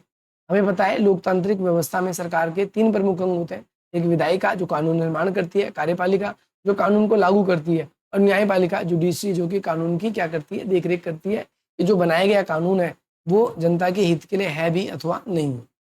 आप सभी को याद रखना है ये सिद्धांत पर आधारित है, लेकिन भारत में यह सिद्धांत पूरी तरीके से लागू नहीं होता। हम देखते हैं कि ज़्यादातर नेता अपना कंट्रोल दूसरों पे करना चाहते हैं, अपने हिसाब का फ़ायदा दूसरों से लेना चाहते हैं, वो केवल यही काम करते हैं। कहते हैं इसमें आपका चेक्स एंड बैलेंस प्रणाली की तरह कार्यरत है। कार्यपालिका का मुख्य कार्य कानूनों को लागू करना, उनका शासन चलाना, जबकि न्यायपालिका का जो मुख्य काम है कानून की व्याख्या करना। ये आपको याद रखना है कि भाई कानून जो न्यायपालिका है उसका कार्य क्या है, कानून की व्याख्या करना। कार्यपालिका का काम है कानून को लागू करना, और जो विधायिका है उसका कार्य क्या है, कानून का निर्माण करना। इस तरीके से जो है न्यायपालिका न्याय करती है, कानून की व्याख्या करती है, संविधान की रक्षा करती है, और दोनों अंगों को अपने कंट्रोल में भी काफ़ी हद तक रखने का प्रयास भी न्यायपालिका करती है। अब मुख्य भाग इस क्वेश्चन का, सबसे पहले कार्यपालिका और न्यायपालिका के बीच के संबंध बताने। न्यायपालिका कैसे कार्यपालिका को कंट्रोल करती है, तो भारत में कार्यपालिका और न्यायपालिका के बीच में सहयोग और जो पारस्परिक निर्भरता की भावना है, नियंत्रण और संतुलन। जैसे इसमें बता रखा है कि भाई जो न्यायपालिका है वो काफ़ी हद तक, काफ़ी बार हमने देखा है कि जो विधायिका है उसको डांट लगाती है, उसको अपने हिसाब से काम करवाती है। सो न्यायपालिका के द्वारा कार्यपालिका पर क्या किया जाता है, नियंत्रण किया जाता है न्यायिक समीक्षा के थ्रू, यानी जुडिशियल रिव्यू। यानी न्यायालय ने कई बार अपना फैसला पहले सुना चुकी है, परंतु अब यहाँ पर ऐसा लग रहा है कि भाई न्याय करने में थोड़ी देरी हो गई, या फिर न्याय ठीक ढंग से नहीं किया गया सर, तो ऐसे केस में न्यायपालिका क्या करती है, अपोलोजाइज करती है, और न्यायपालिका काफ़ी हद तक जो वहाँ की मौजूदा जो सरकार है उन सरकारों को सुनिश्चित करने का कार्य भी देती है कि भाई ऐसा ना हो। यह न्यायपालिका की वह स्थिति है जिसके तहत वह कार्यपालिका द्वारा लाए गए किसी भी निर्णय, आदेश और इसके अलावा संवैधानिक जांच कर सकती है। यानी कोई भी ऐसा रिश्तेदार हमारा है वो कह के आ जाए और ऐसी कोई चीज़ अलग ले आए तो फिर ये तो गलत है ना। तो न्यायपालिका का काम क्या है, इसका जांच करना भी इसका काम है। चलिए आगे चलते हैं। आगे कहता है, हाँ आपको याद रखना है कि न्यायपालिका जो जुडिशियल रिव्यू कर रही है, अपने से पहले गए हुए जो फैसले हैं जो किसी एक न्यायाधीश ने नहीं दिए लेकिन उससे पहले किसी न्यायाधीश ने दिए, अगर ऐसा हमें देखने को मिलता है और ऐसा देखने को भी मिलता है कि उस फैसले में शायद कुछ देरी हुई है, तो न्यायालय कहती है कि हम क्या करेंगे, ऐसे मामलों को हम रिव्यू कर सकते हैं। जैसा कि आप लोगों ने देखा होगा जॉली LLB 2 में या जॉली में आपको मूवी में आपको दिखाया गया है कि सरकार की जो किसी अधिसूचना या नीति को भी उसमें चुनौती को दी जा सकती है। न्यायिक सक्रियता, तो जैसा कि PIL के बारे में थोड़ी देर पहले हम जान ही चुके हैं, तो वही है कि जो न्यायिक सक्रियता है इसमें ये है कि PIL के जरिए कई बार हम क्या देखते हैं कि जो सामाजिक हित के लिए, सामाजिक हित से जुड़ा हुआ जो मामला होता है उसको उठाया जाता है। समाज में हो सकता है पर्यावरण संरक्षण के लिए, है ना, पुलिस जो है वो अपनी कुछ निर्णय ऐसे लागू कर रही है जो कि समाज में जो लोग रेहड़ी पटरी पे अपना सामान बेच रहे हैं, रह रहे हैं, उनके पास रहने के लिए ठिकाने नहीं है, उनको भगाया जा रहा है, तो उन पर रोक लगाई जा सकती है, लोगों को भोजन का अधिकार मिलता है। तो ये सारी की सारी चीज़ें हमें इसके अंदर देखने को मिलती हैं। इसके अलावा मौलिक अधिकारों का आपका परिवर्तन, जो न्यायपालिका है मौलिक अधिकारों का संरक्षक है, आप सबको पता है। अगर हमारे किसी भी मौलिक अधिकार का हनन होता है तो हम सीधा सर्वोच्च न्यायालय जा सकते हैं। और कई बार हम क्या देखते हैं, कार्यपालिका के कई बार कामों से हमारे मौलिक अधिकार भी हनन होते हैं, तो कार्यपालिका के कामों को क्या किया जा सकता है, रोका जा सकता है। ये भी न्यायपालिका की एक शक्ति है। शक्तियों का पृथक्करण बनाए रखना, न्यायपालिका ये भी सुनिश्चित करती है कि कार्यपालिका यानी जो हमारी जैसे स्टेट गवर्नमेंट है और एक तरफ हमारा क्या है सेंट्रल गवर्नमेंट है, वो दोनों के बीच में कोई विवाद ना हो किसी बात को लेकर, इस चीज को भी ये काफी हद तक कंट्रोल करती है, आप सबको याद रखना है। इसके अलावा कार्यपालिका द्वारा न्यायपालिका पर नियंत्रण, तो न्यायाधीशों की नियुक्ति में कार्यपालिका कई बार क्या करती है, न्यायपालिका को भी कंट्रोल कर लेती है। जैसे कि हमने एक बार हमने देखा था केशव नंदन भारती केस का मुकदमा, जब जैसे ही उसका रिजल्ट आया तो उसके बाद में हमने देखा कि कुछ समय बाद ही जो सुप्रीम कोर्ट के मुख्य न्यायाधीश है उनका क्या हुआ, पद खाली हुआ। तो कार्यपालिका, राष्ट्रपति जो है कार्यपालिका का प्रमुख है, और सर्वोच्च न्यायालय और उच्च न्यायालय के जो न्यायाधीश है उनकी नियुक्ति भी राष्ट्रपति ही करता है। और ये आपको ध्यान रखना है, कोलिजियम प्रणाली के कारण होता है। कोलिजियम प्रणाली बेसिकली क्या है, हम अंग्रेजों के उपनिवेश थे उसकी वजह से ऐसा होता है, और विवेकाधीन शक्ति कम हो गई है, लेकिन अंतिम जो नियुक्ति है वो कार्यपालिका द्वारा ही की जाती है। हम देखते हैं कि हमारे देश में जो नियुक्ति की जाएगी वो उन्हीं के द्वारा की जाती है। अगला आपका आ जाता है समाधान की शक्ति। इसमें बेसिकली अनुच्छेद 72 के तहत राष्ट्रपति अनुच्छेद जो है, एक तो अनुच्छेद 72 है, और अनुच्छेद 161 के तहत जो है राज्यपाल के पास में किसी भी जो दोषी व्यक्ति है उसकी सजा को माफ करने, उसे निलंबित करने, उसे कम करने का प्रावधान किया गया है, जिसमें जो न्यायिक निर्णय शामिल है। कार्यपालिका को कुछ हद तक न्यायिक निर्णय को प्रभावित करने का अधिकार मिल जाता है। जैसे सुप्रीम कोर्ट ने किसी व्यक्ति को देखा वो संगीन अपराध में लिप्त पाया गया, लेकिन राष्ट्रपति जो है वो देख रहा है कि क्या नहीं, वो तो हमारी पार्टी का ही निकल गया, उसमें बहुत ज्यादा मिनिस्टर्स ने दबाव बना रखा है, तो ऐसे में वो कई बार कर भी सकते हैं, आप सभी को ध्यान रखना है। इसके अलावा न्यायिक बजट, जो न्यायपालिका है वो बजट के लिए कार्यपालिका के ऊपर वो भी निर्भर है। न्यायपालिका का जो बजट है बेसिकली वो भी कार्यपालिका के द्वारा ही आवंटित किया जाता है, और इसकी वित्तीय स्वायत्ता काफी हद तक प्रभावित हो जाती है, आप सभी को पता है। नया वेतन आयोग लागू करना हो राष्ट्रपति विधान से, अब कार्यपालिका इतना कर सकती है कि भाई स्कूलों को बंद कर सकती हो, सैलरी भी घटा सकती है ऐसे ना होने की केस में। आप समझ रहे हो मैं क्या कहना चाह रहा हूँ, जैसा कि यूपी में, एमपी में और राजस्थान में हमें देखने को मिला है। न्यायाधिकरण का गठन, यानी न्याय कार्यपालिका क्या करती है, विभिन्न प्रशासनिक अर्ध न्यायिक न्यायाधिकरण का गठन करती है, कुछ हद तक न्यायपालिका का बोझ कम करने के लिए। न्यायाधिकरण का मतलब क्या है कि न्यायाधिकरण करने का, जैसे एनएचआरसी है, तो बेसिकली कि राइट्स के जो मामले हैंगे उनको तो वो खुद निपटा सकती है, तो सर्वोच्च न्यायालय पे बोझ नहीं पड़ेगा इस चीज को लेकर। अगला है सहयोग और आपका निर्भरता।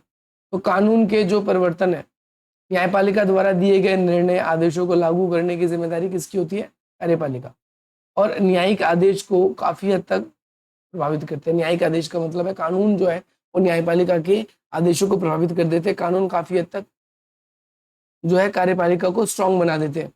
इसके अलावा आपका परामर्श प्रक्रिया, न्यायाधीश की नियुक्ति होने से पहले आप सभी को पता है कि जो राष्ट्रपति है वो नियुक्ति करता है, एक तो इस संदर्भ में।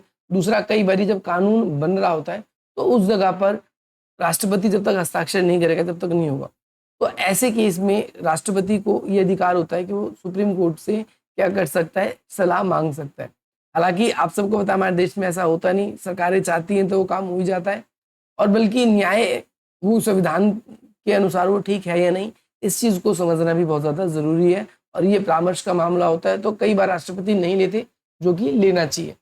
अगला कॉन्सेप्ट है प्रशासनिक सहायता। न्यायपालिका को अपने कार्य के लिए कार्यपालिका से प्रशासनिक और सुरक्षा की भी आवश्यकता होती है, यानी जजों की सेफ्टी। तो ऐसे में जो अगर कार्यपालिका के लिए वो ढंग से फैसले नहीं लेती तो उनके सुरक्षा जो है उसकी सुरक्षा को भी काफी हद तक अनदेखा किया जा सकता है। नीतिगत मार्गदर्शन, न्यायपालिका के निर्णय अक्सर कार्यपालिका के नीतिगत मार्गदर्शन का कार्य करती है, यानी न्यायपालिका जो भी निर्णय लेगी हमारे कार्यपालिका के सदस्य उसको बेस मानकर उस पर कानून और नीतियां बनाने की कोशिश करता है ताकि बाद में क्रॉस ना हो जाए। अब क्वेश्चन अगला, क्या न्यायपालिका कार्यपालिका के कार्यों में हस्तक्षेप करती है? तो हाँ, बिल्कुल करती है। न्यायिक सक्रियता के जरिए, न्यायिक सक्रियता में कोई भी व्यक्ति, पड़ोसी, आपका रिश्तेदार, जानकार, वो जब अगर आपको न्याय नहीं मिल रहा और आपके लिए उसने PIL डाल दी तो, और वो PIL आपका सुप्रीम कोर्ट के द्वारा स्वीकार कर ली गई है, तो ऐसे में अभी बाकी केस पेंडिंग है, उसकी सुनवाई ना करके वो आपके मामलों की सुनवाई कर रही है। तो काफी हद तक न्यायिक सक्रियता क्या कर रही है, न्यायिक सक्रियता, या फिर हम कह सकते हैं कि न्यायपालिका सरकार के कामों में हस्तक्षेप कर रही है। न्यायिक अतिक्रमण, न्यायिक अतिक्रमण का मतलब यह है कि कई बारी हम देखते हैं अवांछनीय हस्तक्षेप। हम देखते हैं कि कई बारी ऐसा भी मुद्दा होता है कि जो न्यायपालिका को बीच में नहीं कूदना चाहिए, परंतु फिर भी वो कूद जाती है। तो ऐसे में हम क्या देखते हैं, ऐसे में देखते हैं कि वो अपने दायरे से बाहर आकर कार्य करती है, जो कि बिल्कुल ठीक नहीं माना जाता। आलोचना की बिंदु की बात करें, कुछ इसकी आलोचनाएं भी हैं, जैसे शक्तियों का पृथक्करण। ये आलोचना, कुछ आलोचकों का तर्क है कि न्यायपालिका अपने आप को दबंग मानती है, और न्यायपालिका कई बार क्या करती है, जो कार्यपालिका है उसको डायरेक्टली प्रभावित कर देती है, कार्यपालिका पर अपना कंट्रोल ला रही है। चुने हुए प्रतिनिधियों की अवहेलना, देखो जनता द्वारा चुने गए प्रतिनिधि है, और न्यायपालिका क्या करती है, न्यायपालिका तो कोर्ट में है, जो आज से 75 साल पहले कानून बने थे, उन कानूनों को व्याप बनाकर आज हमें न्याय दिया जाता है न्यायपालिका के द्वारा। तो कुछ लोग कहते हैं ये भी बिल्कुल गलत है। अगला पॉइंट है विशेषज्ञता का अभाव। न्यायपालिका के पास अक्सर नीति निर्माण, क्रियान्वयन, ऐसे कई प्रशासनिक तकनीकी ज्ञान का अभाव होता है। वो केवल कोर्ट कचहरी के कार्यों में, न्याय अन्याय के कामों में फैली होती है, और सरकार कई बार लोगों के लिए ऐसा काम करती है जो उसके लिए बेटर है, लेकिन फिर भी वो नहीं कर पाती। अगला कॉन्सेप्ट हमारे सामने निकल के आता है वित्तीय संसाधनों का अभाव। तो इसमें क्या है कि भाई न्यायपालिका जो है वो क्या है, अपनी सैलरी या और चीज़ों के लिए किस पे निर्भर है, कार्यपालिका पे निर्भर है। इसीलिए कार्यपालिका को वो ज़्यादा कंट्रोल नहीं कर पाती, याद रखना आप सभी को। जैसे उदाहरण के लिए न्यायपालिका द्वारा कई बार शराब की दुकानों पर प्रतिबंध लगाना, ग्रीन हाउस गैसों को जो उत्सर्जन करने वाली फैक्ट्री है उन पे रोक लगाना, ऐसे फैसले देती है। सरकार को बार बार निर्देश दिए जाते हैं कि भाई आप जंगल वगैरह मत काटो, लेकिन कई बार क्या होता है कि भाई जो कार्यपालिका वो इसकी अवहेलना करके वो अपना काम करती रहती है। तो हम कह सकते हैं कि भारत में जो कार्यपालिका और जो न्यायपालिका है उनका संबंध कैसा है, बहुआयामी है। कई बार वो एक दूसरे का सहयोग में दिखती है, कई बार वो एक दूसरे का कम कर रही होती है, और कई बार वो एक दूसरे के क्वेश्चन की तरफ आ जाती है। अगला क्वेश्चन तो इस वजह से न्यायपालिका और कार्यपालिका के जो संबंध है वो इसमें बहुआयामी है। न्यायिक जो सक्रियता शक्ति सिद्धांत हमें न्यायिक यहाँ पर समीक्षा की संतुलन भूमिका और बतानी बाहर है, भी देखने साथ को ही कई बार साथ मिलता इसकी है। आलोचना जबकि भी कार्यपालिका करनी द्वारा है। कई बार कानूनों को सबसे लागू पहले किया हम जाता ये है, जानेंगे कि और न्यायिक न्यायपालिका उस समीक्षा है कानूनों क्या, को रोक देती न्यायालय है, इसे ये कैसे हवाला देते हुए लागू ये मौलिक करती है, अधिकारों और को न्यायिक सक्रियता हनन का कर रहा है, इसका संवैधानिक क्या रूप से वो रिलेशन है। ठीक नहीं है। तो इस तरीके से हम इंट्रोडक्शन काफी की हद तक बात देखते करें हैं कि तो संबंध जो है आपस भारतीय में लोकतंत्र में क्रॉस हो जाते हैं। अगर ये हम आपको याद देखें रखना तो है। संवैधानिक ढांचे में न्यायपालिका को ये संविधान क्वेश्चन का रक्षक कहा कंप्लीट हो गया गया है, है। और न्यायपालिका का ही काम है संविधान की रक्षा करना, और साथ ही साथ में न्याय न्याय स्थापित करने का भी इसका काम है। हम कई बार देखते हैं जो लोग गरीब हैं, अनपढ़ हैं, जिसे कानून की ज्यादा जानकारी नहीं है, पिछड़े वर्ग से संबंध रखते हैं, वो कई बार न्याय को प्राप्त नहीं कर पाते।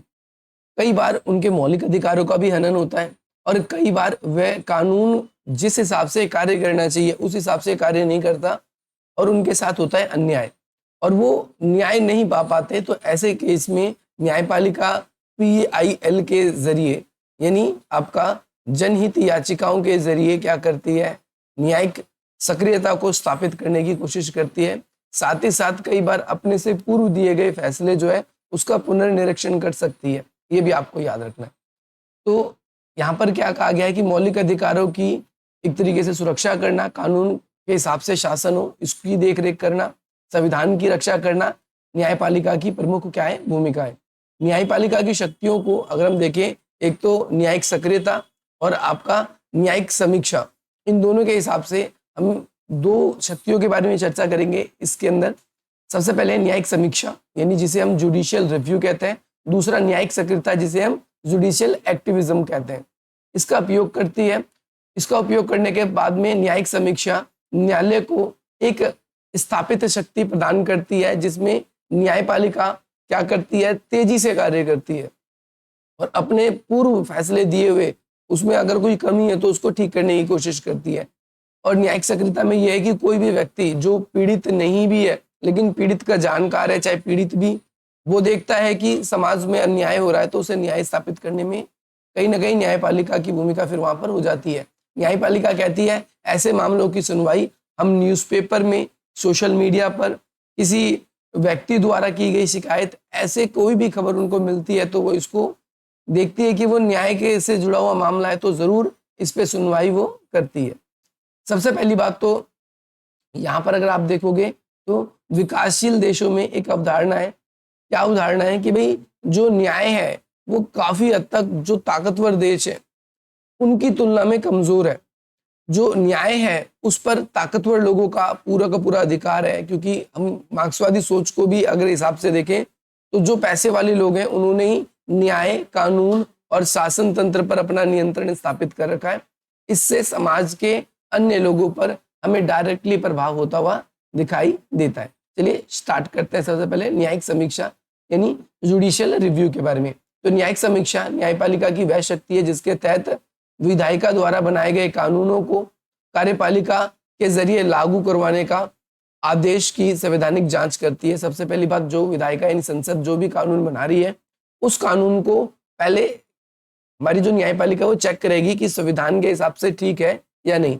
यदि कोई कानून या कोई आदेश संविधान के प्रावधान खासतौर पर मौलिक अधिकारों का उल्लंघन करता है या ऐसा पाया जाता है तो न्यायपालिका के पास ये अधिकार है, उसे असंवैधानिक घोषित कर देगी, अवैध घोषित कर देगी और वो कानून क्या होगा, लागू नहीं होगा। इससे क्या फायदे होते हैं? इससे फायदे ये होते हैं कि संविधान की सर्वोच्चता का संरक्षण होता है, यानी संविधान सबसे ऊपर है। कोई भी सरकार, कोई भी पार्टी या कोई भी शासन का अंग संविधान से ऊपर नहीं है, ये इस चीज को दर्शाता है।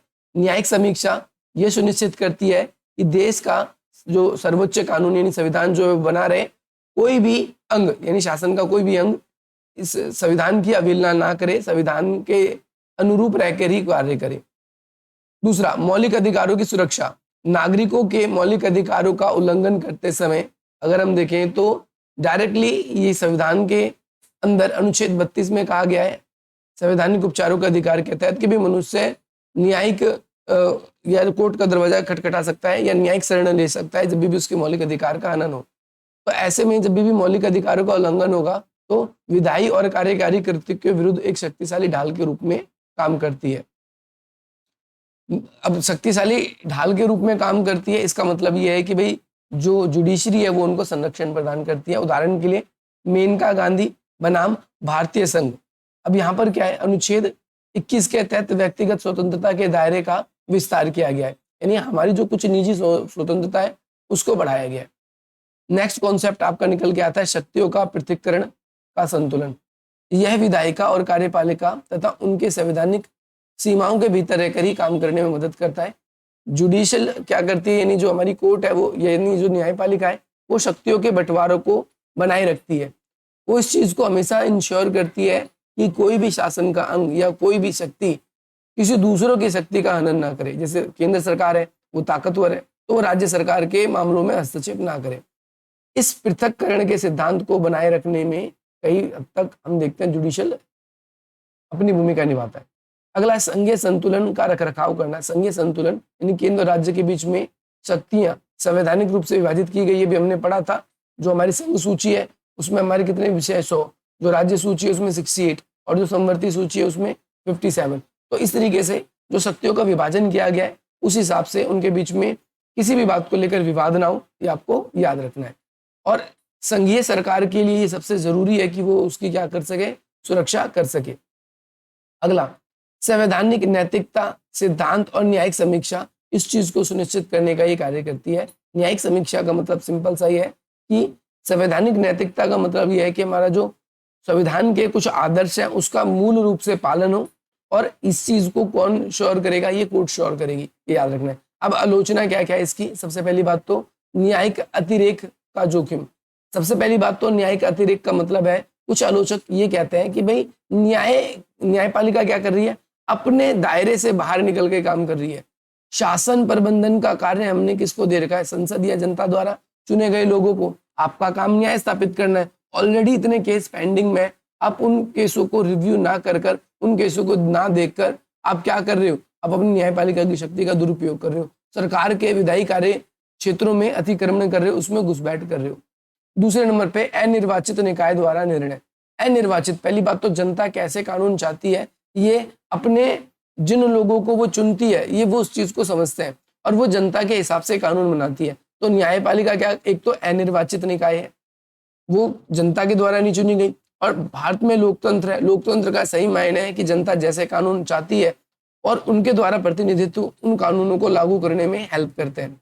तो कई बार न्यायपालिका उन प्रतिनिधि को कानून बनाने से रोक देती है, तर्क ये देते हुए कि भाई आपने क्या किया है, संविधान के अनुरूप इस कानून को नहीं बनाया है, मौलिक अधिकार को हनन कर रहा है, संविधान के दायरे के खिलाफ है। इस तरीके से वो दूसरे के कार्यों में हस्तक्षेप करती है और ये लोकतंत्र के ऊपर एक प्रश्न चिन्ह लगाता है कि सचमुच में लोकतंत्र है भी या नहीं। समय और लागत, न्यायिक समीक्षा प्रक्रिया लंबी महंगी हो सकती है, जिससे त्वरित न्याय मिलने में देरी हो सकती है। यानी जिन लोगों को तुरंत न्याय मिलना चाहिए उन लोगों को न्याय नहीं मिल पाता और इससे ऐसे लोगों का समय बर्बाद होता है। देखो, आपने भारत में ऐसे बहुत सारे केसेस सुने होंगे जिसमें व्यक्ति कई कई वर्षों तक जेल में रहता है और अंत में कई सालों बाद पता चलता है वो तो निर्दोष था। तो ऐसे समय में हमारी जो कोर्ट है उसकी धीमी रफ्तार और व्यक्तियों के साथ न्यायपालिका ही अन्याय करती है, इसको भी हम स्पष्ट कर सकते हैं। इसके साथ साथ अस्पष्ट संवैधानिक प्रावधान की व्याख्या। अब संविधान में कुछ अस्पष्ट प्रावधान है, जैसे न्यायपालिका को व्यापक विवेकाधीन शक्ति प्रदान है। विवेकाधीन का मतलब न्यायपालिका को ऐसे बहुत सारी शक्तियां दी गई हैं जैसे संविधान की व्याख्या करना। और कई बार हमने क्या देखा है कि जो कोर्ट है वो संविधान की व्याख्या अलग अलग समय पे अलग अलग तरीके से करता है। तो ऐसे में कानून क्या माना जाए क्या ना माना जाए, अब हम देखें तो केशवानंदन भारती मुकदमा है, उस समय कुछ और हमारे सामने फैसले आते हैं उसके संपत्ति को लेकर। उससे पहले अगर हम देखें पहले के जो फैसले हैं उसमें कुछ और आते हैं, तो काफी हद तक ये विवादित मुद्दा भी बन जाता है। अगला न्यायिक सक्रियता यानी जुडिशियल एक्टिविज्म। न्यायिक सक्रियता कब होती है? तब होती है जब न्यायपालिका विशेषकर उच्च न्यायालय या सर्वोच्च न्यायालय खुद ही सामाजिक आर्थिक और राजनीतिक मामलों में हस्तक्षेप करती है। इसमें भी याद रखना है कि ये क्या कर रही है, हमारे सामाजिक आर्थिक और राजनीतिक मामलों में जो न्यायपालिका है वो हस्तक्षेप करती है। जब विधायिका और कार्यपालिका अपने कर्तव्य का पालन करने में विफल रहती है या निष्क्रिय होती है, यानी विधायिका या कार्यपालिका को जो काम करना चाहिए जब वो नहीं कर पाती, तो कई बार हम देखते हैं जो PIL यानी जनहित याचिकाएं जो है उसके माध्यम से कई बार बहुत सारी चीजें हाईलाइट होती है, ट्रेंड में चलती है और ऐसे में समाचार रिपोर्टर का, पत्रों का या फिर इसके अलावा स्वयं संज्ञान लेकर भी, यानी खुद ही मामलों को बारे में सुनकर कि कोई मामला बहुत ज्यादा आग पकड़ रहा है, बहुत तेजी से वायरल हो रहा है और इस पे सुनवाई होनी चाहिए, तो कोर्ट खुद ही उन मामलों पे इंटरवीन कर लेती है। ये एक ऐसा तंत्र है जिसके माध्यम से न्यायपालिका संविधान के आदर्शों के प्राप्त करने के लिए कानून जो बनाए गए कानून है नीति निर्देशक को बेसिकली पूरी तरीके से प्रभावित करती है। यानी खुद ही ये इंटरवीन कर सकती है। किसी भी एक न्यूज़पेपर में कोई आर्टिकल छपा है, कोई सोशल मीडिया का पोस्ट है, तो इन सब को भी ध्यान में रखकर वो क्या कर सकती है, एक्शन में आ सकती है। अब इसका कुछ सकारात्मक पहलू है और वैसे ही कुछ नकारात्मक पहलू है। तो सकारात्मक पहलू क्या है कि भाई जो लोग हशिया पे पड़े मतलब जो दरकिनार है, जो न्याय से वंचित वर्ग है, उन लोगों को ये अधिकार दिलाने में अपनी भूमिका निभाती है। जैसे आपका हुसैनरा खातून बनाम बिहार सरकार राज्य, त्वरित न्याय मिला इसमें, है ना। विशाखा बनाम राजस्थान राज्य केस। इसके अलावा जिन कार्यस्थल पर यौन उत्पीड़न के खिलाफ दार्शनिक जारी किए गए उनके लिए, पर्यावरण संरक्षण के लिए, भोजन के अधिकार के लिए, राइट टू एजुकेशन के लिए, भ्रष्टाचार के कई मामले इसमें लिप्त हैं, उन सभी के लिए। इसके अलावा कार्यपालिका के प्रति जवाबदेही। कार्यपालिका के प्रति क्या जवाबदेही है? यह कार्यपालिका को उसके कर्तव्य के प्रति जवाबदेह ठहराती है। यानी कार्यपालिका को किस तरीके से काम करना चाहिए उस चीज को भी जुडिशरी शो करती है। और साथ ही साथ अगर हमारी कार्यपालिका भ्रष्ट है या फिर भ्रष्टाचार को बढ़ावा दे रही है, अच्छी तरीके से निष्क्रिय हो चुकी है, कार्य नहीं कर रही, तो उनको भी चुनौती देती है, उनके भी आंखें खोलने का ये कार्य करती है। आगे कहता है कि कानून के शासन को बनाए रखना, यह भी सुनिश्चित करती है कि कानून का शासन सर्वोच्च हो। हमारी जो कोर्ट है, कानून सबसे ऊपर हो, चाहे सरकारें कितनी शक्तिशाली क्यों ना हो, परंतु कोई भी कानून या संविधान से ऊपर नहीं है। कानून सबके लिए एक बराबर है। इसके साथ साथ शासन में सुधार, न्यायपालिका के हस्तक्षेप ने पुलिस सुधार, चुनाव सुधार, प्रशासनिक सुधार जैसे कई सारे मामलों को प्रेरित किया है। और ऐसे लोग जो न्याय पहले नहीं ले पाते थे, उन लोगों को न्याय दिलाने में इसने अपनी मुख्य भूमिका निभाई है। कई बार हम देखते हैं अधिकारों का विस्तार, जैसे हमारा गोपनीयता का अधिकार, पहले हमें कहीं पता ही नहीं था, परंतु हमने गोपनीयता को अधिकार को देखा जो कि कोर्ट के द्वारा इसे लागू किया गया। इसने निजता का अधिकार, यानी आपका पुट्टू स्वामी जो मामला था, स्वच्छ पर्यावरण का अधिकार, स्वास्थ्य का अधिकार जैसे कई नए अधिकारों को मौलिक अधिकारों में दायरे में डाला है। और सरकार को उन अधिकारों की रक्षा करनी चाहिए, उनकी सुरक्षा के लिए कार्य करना चाहिए, इसको भी बढ़ावा दिया है। आप सभी को याद रखना। अगला कॉन्सेप्ट है आलोचना, मूल्यांकन और नकारात्मक पहलू। तो न्यायिक अतिक्रमण यानी जुडिशियल आपका ओवररीच, इसके बारे में बताया गया है कि यह सबसे बड़ी आलोचना है कि न्यायिक सक्रियता अक्सर न्यायिक अतिक्रमण के बदलाव लाती है। देखो न्यायिक सक्रियता क्या करती है, न्यायिक अतिक्रमण के रूप में भी कई लोग देखते हैं, कहते हैं कि सरकार अपने पुराने कामों को छोड़कर घुसपैठ कर रही है, सरकार का काम है जो वो न्यायपालिका करने में आ रही है। न्यायपालिका विधायिका, देखो न्यायपालिका जो है वो विधायिका और कार्यपालिका के क्षेत्रों में जो जरूरी हस्तक्षेप नहीं है उनमें भी हस्तक्षेप करती है। सरकार जो नीति निर्माण करती है उसे प्रभावित कर देती है। और प्रशासन जो है वो, क्योंकि हवाला बार बार ये दिया था हम संविधान के रक्षक है, संविधान के अनुरूप ठीक नहीं है, तो सरकार भी फिर ऐसे केस में कुछ नहीं कर पाती। शक्तियों के पृथक्करण का उल्लंघन, आलोचकों का यह भी तर्क है कि शक्तियों के जो पृथक्करण किया गया, यानी विधायिका की अलग शक्ति है, कार्यपालिका की अलग शक्ति है, न्यायपालिका की अलग शक्तियां है, परंतु न्यायपालिका दिबंगपन दिखाती है इसमें अपना। न्यायपालिका क्या करती है, वो इनके मामलों में हस्तक्षेप करती है। और लोकतंत्र में शक्ति का विभाजन बहुत इंपॉर्टेंट कॉन्सेप्ट है ताकि विवाद ना हो, परंतु न्यायपालिका खुद ही अपने आप को संविधान की तरह प्रस्तुत करती है या अपने अनुसार संविधान को प्रस्तुत करती है। हमने कई मामलों में देखा है कि जो कोर्ट है वो अपने अलग अलग फैसले को लेकर आती है और इससे नीतियां, प्रबंधन, ये लोकतंत्र का संतुलन, ये सब क्या हो जाता है, बिगड़ जाता है। नेक्स्ट कॉन्सेप्ट है आपका अनिर्वाचित निकाय द्वारा नीति निर्माण। हमने लास्ट पॉइंट में भी ये देखा था, लास्ट में भी लोकतंत्र के जवाब न्यायपालिका पे बोझ बढ़ जाता है, अस्पष्ट संगता। तो ये वाला कॉन्सेप्ट भी आपको क्लियर होना चाहिए, क्वेश्चन भी आपको क्या होना चाहिए, क्लियर होना चाहिए। अगला क्वेश्चन आप सभी के लिए है कि भारतीय लोकतंत्र के कामकाज में राजनीतिक दलों की क्या भूमिका है, भारतीय राजनीतिक प्रणाली की क्या क्या विशेषताएं हैं। सबसे पहली बात, भारतीय लोकतंत्र में राजनीतिक दलों की बहुत ज्यादा भूमिका है, क्योंकि जो लोकतंत्र है उसमें क्या कहा गया है कि भाई जनता का शासन होगा या जनता के द्वारा शासन होगा। आप कह सकते हो जनता के लिए शासन होगा और जनता का शासन होगा, यानी जनता ही चुनेगी, जनता ही के लिए चुनी जाएगी और जनता ही काम करेगी।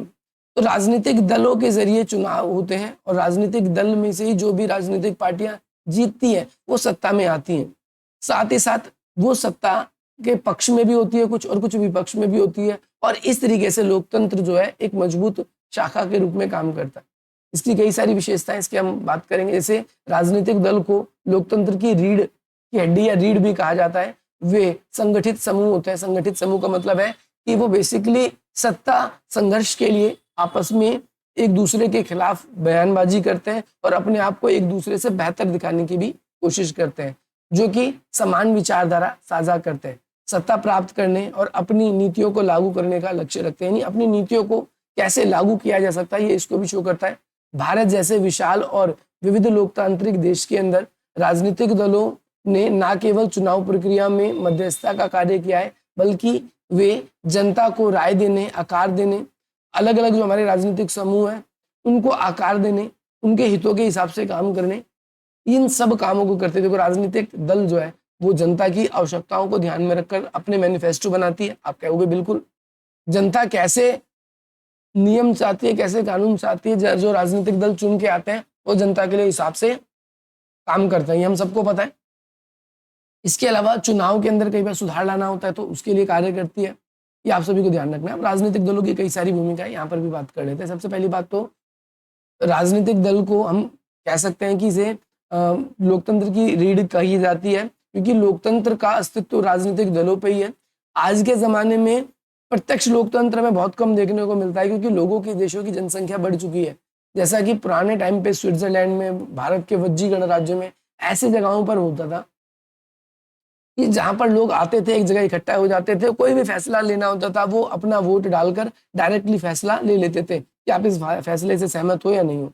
परंतु आज इतने बड़ी जनसंख्या है भारत जैसे देश में, तो डायरेक्ट लोकतंत्र को स्थापित करना बहुत मुश्किल कार्य है। आप सभी को ध्यान रखना, इसीलिए हमने चुनाव व्यवस्था बना रखी है कि जनता अपने में से किसी एक प्रतिनिधि को चुनकर भेजेगी और वो जनता के लिए कार्य करेगा। तो यहाँ पर क्या है, विभिन्न हितों का प्रतिनिधित्व करती है। भारत में अलग अलग समाज के लोग हैं और अलग अलग राजनीतिक दल है। चुनाव जब भी होते हैं उनके बीच में, राजनीतिक दलों के बीच में संघर्ष होता है, चुनाव वोट डाला जाता है एक दूसरे के प्रति, दुष्प्रचार या फिर चुनाव जीतने के लिए खुद का प्रचार भी होता है। इसमें अलग अलग धर्म के लोग भी चुने जा सकते हैं, अलग अलग क्षेत्रों से भी चुने जा सकते हैं, अलग अलग भाषा के हितों से भी चुने जा सकते हैं, परंतु ये विभिन्न हितों का प्रतिनिधित्व करते हैं, यानी देश के हर एक तबके के लिए काम करते हैं, हम ये कह सकते हैं। राष्ट्रीय एकीकरण, ये इन विविध हितों को साझा करने में एक मंच, राष्ट्रीय एकता लाने का कार्य करती है। देखो, जो राजनीतिक दल है वो आज के ज़माने में भारत की तो स्थिति भाई बहुत बुरी है।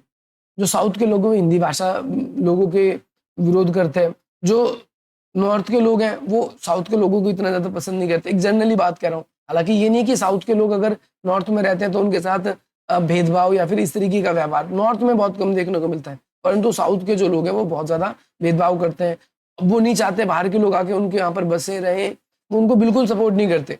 तो ये हमारे आज के ज़माने में, आज के प्रोस्पेक्टिव से तो ये बिल्कुल ही अलग है, लेकिन कहते हैं कि भाई हमें बताना है कि हाँ ऐसा भी होता है या ऐसा होता है, तो इसलिए हम थोड़ा सा ये पॉइंट इसको मैं ऐड कराएं। ये वैसे एक्सेप्शनल पॉइंट है, आज के पॉइंट ऑफ व्यू से तो बिल्कुल एक्सेप्शनल है राष्ट्रीय एकीकरण, क्योंकि बहुत सारे राजनीतिक दल, अब जैसे टीएमसी है, तो ये अगर पश्चिम बंगाल में अपना प्रभुत्व रखती है तो पश्चिम बंगाल के जो लोग हैं उनके लिए ज़्यादा फायदा होगा, उनको काम करती है। जैसे डीएमके है, वो कहाँ की पार्टी है?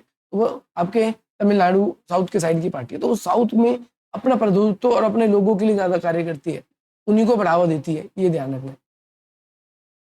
अगला है आपका सार्वजनिक राय। देखो, राजनीतिक दल क्या करते हैं, अपनी नीतियां, कार्यक्रम, प्रचार के माध्यम से सार्वजनिक राय को आकार देते हैं। यानी समाज के लोग जो है वो उनके नीतियों से खुश है कि नहीं। अगर खुश नहीं होते तो बहुत से लोग विरोध प्रदर्शन करते हैं, और खुश होते हैं तो सामान्यतः उसे स्वीकार कर लेते हैं। इससे जो नागरिक है हमारे वो जागरूक भी बनते हैं कि सरकार हमारे लिए क्या कार्य कर रही है, सरकार हमारे लिए क्या क्या सुधार कर रही है, हमारा जीवन कैसे बेहतर हो सकता है, इन क्षेत्रों में काम कर रही है। अगला आपका चुनाव और शासन। देखो, सबसे पहली बात, राजनीतिक दलों के जरिए ही जो होता है चुनाव प्रचार होता है, और चुनाव विभिन्न राजनीतिक दल आपस में चुनाव लड़ते हैं, जिनमें से जिसको ज्यादा वोट मिलते हैं वो चुनाव में जीत जाता है। जैसे दल चुनाव में अपनी उम्मीदवारों को खड़ा करते हैं, अपने अभियान चलाते हैं और अपने मतदाताओं के जरिए वोट उनको मिलता है और वो चुनाव जीतते हैं।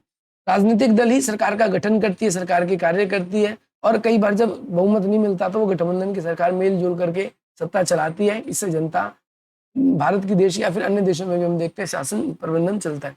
नीति निर्माण में भी अलग अलग राजनीतिक दल कई बार किसी एक विषय पर अधिकतर चर्चा करते हैं। कई बार ऐसा भी हमें देखने को मिलता है कि एक राजनीतिक दल कोई नियम बना रही है तो खुद के राजनीतिक दल के पार्टी के जो लोग हैं वो भी कई बार उनसे सहमत नहीं होते और वो उनके अगेंस्ट में वोट डाल देते हैं। और कई बार हम देखते हैं अगेंस्ट में रहे हुए नेता, उनको जब लगता है कि नहीं ये कानून सही है तो उनके फेवर में भी वोट डाल देते हैं। तो याद रखना है, इसके लिए हर कोई व्यक्ति अपने प्रति स्वतंत्र है। विरोध और जवाबदेही, विपक्ष की भूमिका, मैंने आपको बताया कि राजनीतिक दल दो तरीके की भूमिका निभाते हैं। अगर चुनाव में इन्हें बहुमत मिलता है तो ये सत्ता पक्ष के होते हैं, और यदि चुनाव में इनको बहुमत नहीं मिलता तो ये विपक्ष के नेता होते हैं। विपक्ष भी लोकतंत्र को मजबूत बनाने में मुख्य भूमिका निभाती है। जैसे हम बात करते हैं इसके अंदर भी, आज के ज़माने में अगर सत्ता कोई भी हमारी काम करती है तो विपक्ष के दल उसमें कोई ना कोई कमी निकालती है, और यही लोकतंत्र की खूबसूरती है कि नीतियाँ इससे ज़्यादा अच्छी बनती है, क्योंकि उनकी जब कमियां, लो पोल दिखता है तो हम उसको बेटर बनाने की कोशिश करते हैं, क्योंकि भविष्य में हमें भी तो चुन के आना है। यदि हमारी वो जो नीतियां हैं वो खराब ही रह गई तो जनता को दिखेगा ये नीतियां अच्छी नहीं बना पाया, अगली बार किसी और को मौका मिल जाएगा, अगली बार किसी और को मौका मिल जाएगा, और अन्य राजनीतिक दल जो है उनको लाभ मिल जाएगा। तो कोई भी राजनीतिक दल ऐसा नहीं चाहता, इसीलिए जिस देश में विपक्ष जितना मजबूत होता है उतना ही अच्छी वहाँ की शासन व्यवस्था होती है। जनता की शिकायतों का मंच, जैसे जो भी राजनीतिक दल चुन के जाते हैं वो जनता की मांगों को विभिन्न मंचों पर, संसद में या और जगहों पर रखते हैं, और जनता की शिकायतों पर या जनता का अगर असंतोष है तो उसे बेसिकली एक मंच प्रदान करके पारदर्शिता लाती है, उसके प्रति जवाबदेही स्थापित करती है। नेक्स्ट कॉन्सेप्ट है आपका राजनीतिक शिक्षा और लामबंदी। नागरिकों को क्या है, शिक्षित करना राजनीतिक दल का प्रमुख कार्य है। इससे क्या होता है, शासन के अलग अलग मुद्दे हैं उनके बारे में हमें पता चलता है। शासन के अलग अलग मुद्दे कौन कौन से हैं, सरकार को किस हद तक किस तरीके से कार्य करना चाहिए, इस चीज को वो सुनिश्चित करता है। अगला, राजनीतिक भागीदारी को बढ़ावा देना। देखो, बहुत सारी रैलियां हैं, बहुत सारे बैठक है, बहुत सारे आयोजन है, इन सब को हम देखते हैं कि भाई राजनीतिक दलों के द्वारा आयोजित किया जाता है, और ये काफी हद तक समाज में एक सशक्त समाज को बनाने में हेल्प करता है, सामाजिक आर्थिक परिवर्तन अभी करता है। क्योंकि बहुत सारे राजनीतिक दल हैं वो आर्थिक और सामाजिक मुद्दों को उठाते हैं, चुनाव में अपना अभियान भी बनाते हैं, उनके हिसाब से पॉलिसीज भी बनाते हैं और समाज में एक सकारात्मक परिवर्तन लाने का प्रयास करते हैं। अगर लोगों को पेयजल की समस्या है तो वो पेयजल उपलब्ध कराती है, लोगों की शिक्षा की समस्या है तो उस शिक्षा को अच्छा बेहतर बनाने की कोशिश करती है। अगर लोगों को ज़्यादातर स्वास्थ्य की समस्या है, प्रदूषण की समस्या है, तो उनका चुनाव से पहले या चुनाव के बाद ये एजेंडा रहेगा कि हम इनके लिए कार्य करें। अगर हम इनके लिए कार्य नहीं करेंगे तो ये भविष्य में हमें नहीं चुनेंगे। अब हम बात करेंगे राजनीतिक दलों की कुछ विशेषताएं कौन कौन सी। सबसे पहली बात तो राजनीतिक दलों की या राजनीतिक प्रणालियों की कई सारी विशेषताएं। सबसे पहले बहुदलीय प्रणाली, यानी जहां पर भी बहुत सारी पार्टियां होंगी वहां पर क्या होगा, क्या विशेषता है। भारत एक बड़ी जनसंख्या वाला देश है जहां पर बहुत सारी क्या कहते हैं अलग अलग विविधता है, और सिर्फ एक ही तरह की राजनीतिक दल सभी समाज को, सभी सोसाइटी को अच्छी तरीके से नहीं समझ सकती। तो इस तरीके से भारत के अंदर हम कह सकते हैं कि बहुदलीय व्यवस्था मौजूद है, और ये कुछ दल तो ऐसे हैं जो राष्ट्रीय स्तर पर काम कर रहे हैं, कुछ ऐसे हैं जो राज्य स्तर पर काम कर रहे हैं, और कुछ ऐसे हैं छोटे दल जो क्षेत्रीय स्तर पर काम कर रहे हैं। इससे क्या होता है, समाज की जो अलग अलग मांगे हैं उनको ये अपने क्षेत्रों में अपना प्रभुत्व रखते हैं, तो उन मांगों को ये अच्छी तरीके से लागू कर पाते हैं। अगला कहता है यह प्रणाली विभिन्न विचारों, हितों इनका भी प्रतिनिधित्व करती है, लेकिन सरकार के गठन में अस्थिरता और गठबंधन की राजनीति को भी जन्म दे सकते हैं। देखो कई बार क्या होता है कि बहुत सारी राजनीतिक पार्टी जो होती है वो क्या करती है, बहुत सारी राजनीतिक पार्टी जब होती है किसी देश में तो किसी एक पार्टी को बहुमत मिलना बहुत मुश्किल हो जाता है। तो ऐसे में बहुदलीय व्यवस्था जो है वो अच्छी नहीं मानी जाती, और वहाँ पर गठबंधन की सरकारें होती हैं वो एक दूसरे के सहयोग से चलती है, फैसले लेने में बहुत बार देरी होती है इस वजह से। अब एक दल के प्रभुत्व का दौर, या एक दल के बारे में बात हो रही है, तो स्वतंत्रता के बाद ही हमने देखा 1967 तक कांग्रेस पार्टी का पूरी तरीके से वर्चस्व रहता है। 1967 के बाद से 1989 तक कांग्रेस पार्टी का वर्चस्व तो था लेकिन थोड़ा कम हो गया, लेकिन 1989 के बाद से ही हम देखते हैं आपका 2014 तक जो गठबंधन का पूरा दौर रहा, और 2014 से अभी इस वीडियो को मैं रिकॉर्ड कर रहा हूँ 2014 से 2025 तक अभी तक बीजेपी या एनडीए का गठबंधन है, ये सत्ता को रोल कर रही है। यही बेसिकली क्या है, सत्ता पे पूरी तरीके से बरकरार है, और ये हमें दिखता है कि कई बार भारतीय राजनीति किस दिशा पर जा रही है। व्यक्तिगत आधारित राजनीति, कई बार हमारे देश में राजनीतिक पार्टियां जो है अपनी सोच को लेकर, अपने खुद के जो उनके हम ये कह सकते हैं अपने खुद की विचारधारा है वो जनता पर थोपने की कोशिश करती है। अब बार बार भारत के देश में अलग अलग नेताओं पर ये आरोप लगता है कि नहीं नहीं नहीं, हमारे देश के अंदर बहुत सारे राजनीतिक दल ऐसे हैं जो बेसिकली अपने कुछ विचारधाराओं पर ही घूमती है। जैसे बीजेपी पार्टी वो हिंदुत्व की बात करती है, हिंदुत्व वोट बैंक उनका वही है। जो बहुत सारी राजनीतिक पार्टियां ऐसी हैं जैसे मुलायम सिंह यादव की पार्टी है, अखिलेश यादव की पार्टी, तो वो लोग यादवों की राजनीति लेके चलते हैं। बहुत सारे ऐसे हैं जो दलितों की राजनीति, बहुत सारे ऐसी राजनीतिक पार्टियां जो मुस्लिम की फेवर लेकर, यानी अपना कोई ना कोई उन्होंने कॉर्नर या साइड जो है वो पकड़ रखा है, और जिसके इर्द गिर्द वो राजनीतिक दल क्या करते हैं। अब तो देखो भारत में क्या है, फ्री वाला सिस्टम जो है ये भी चला गया है, तो इसमें हर एक राजनीतिक पार्टी इसको भी यूज कर रही है। अगला है वंशवाद की राजनीति।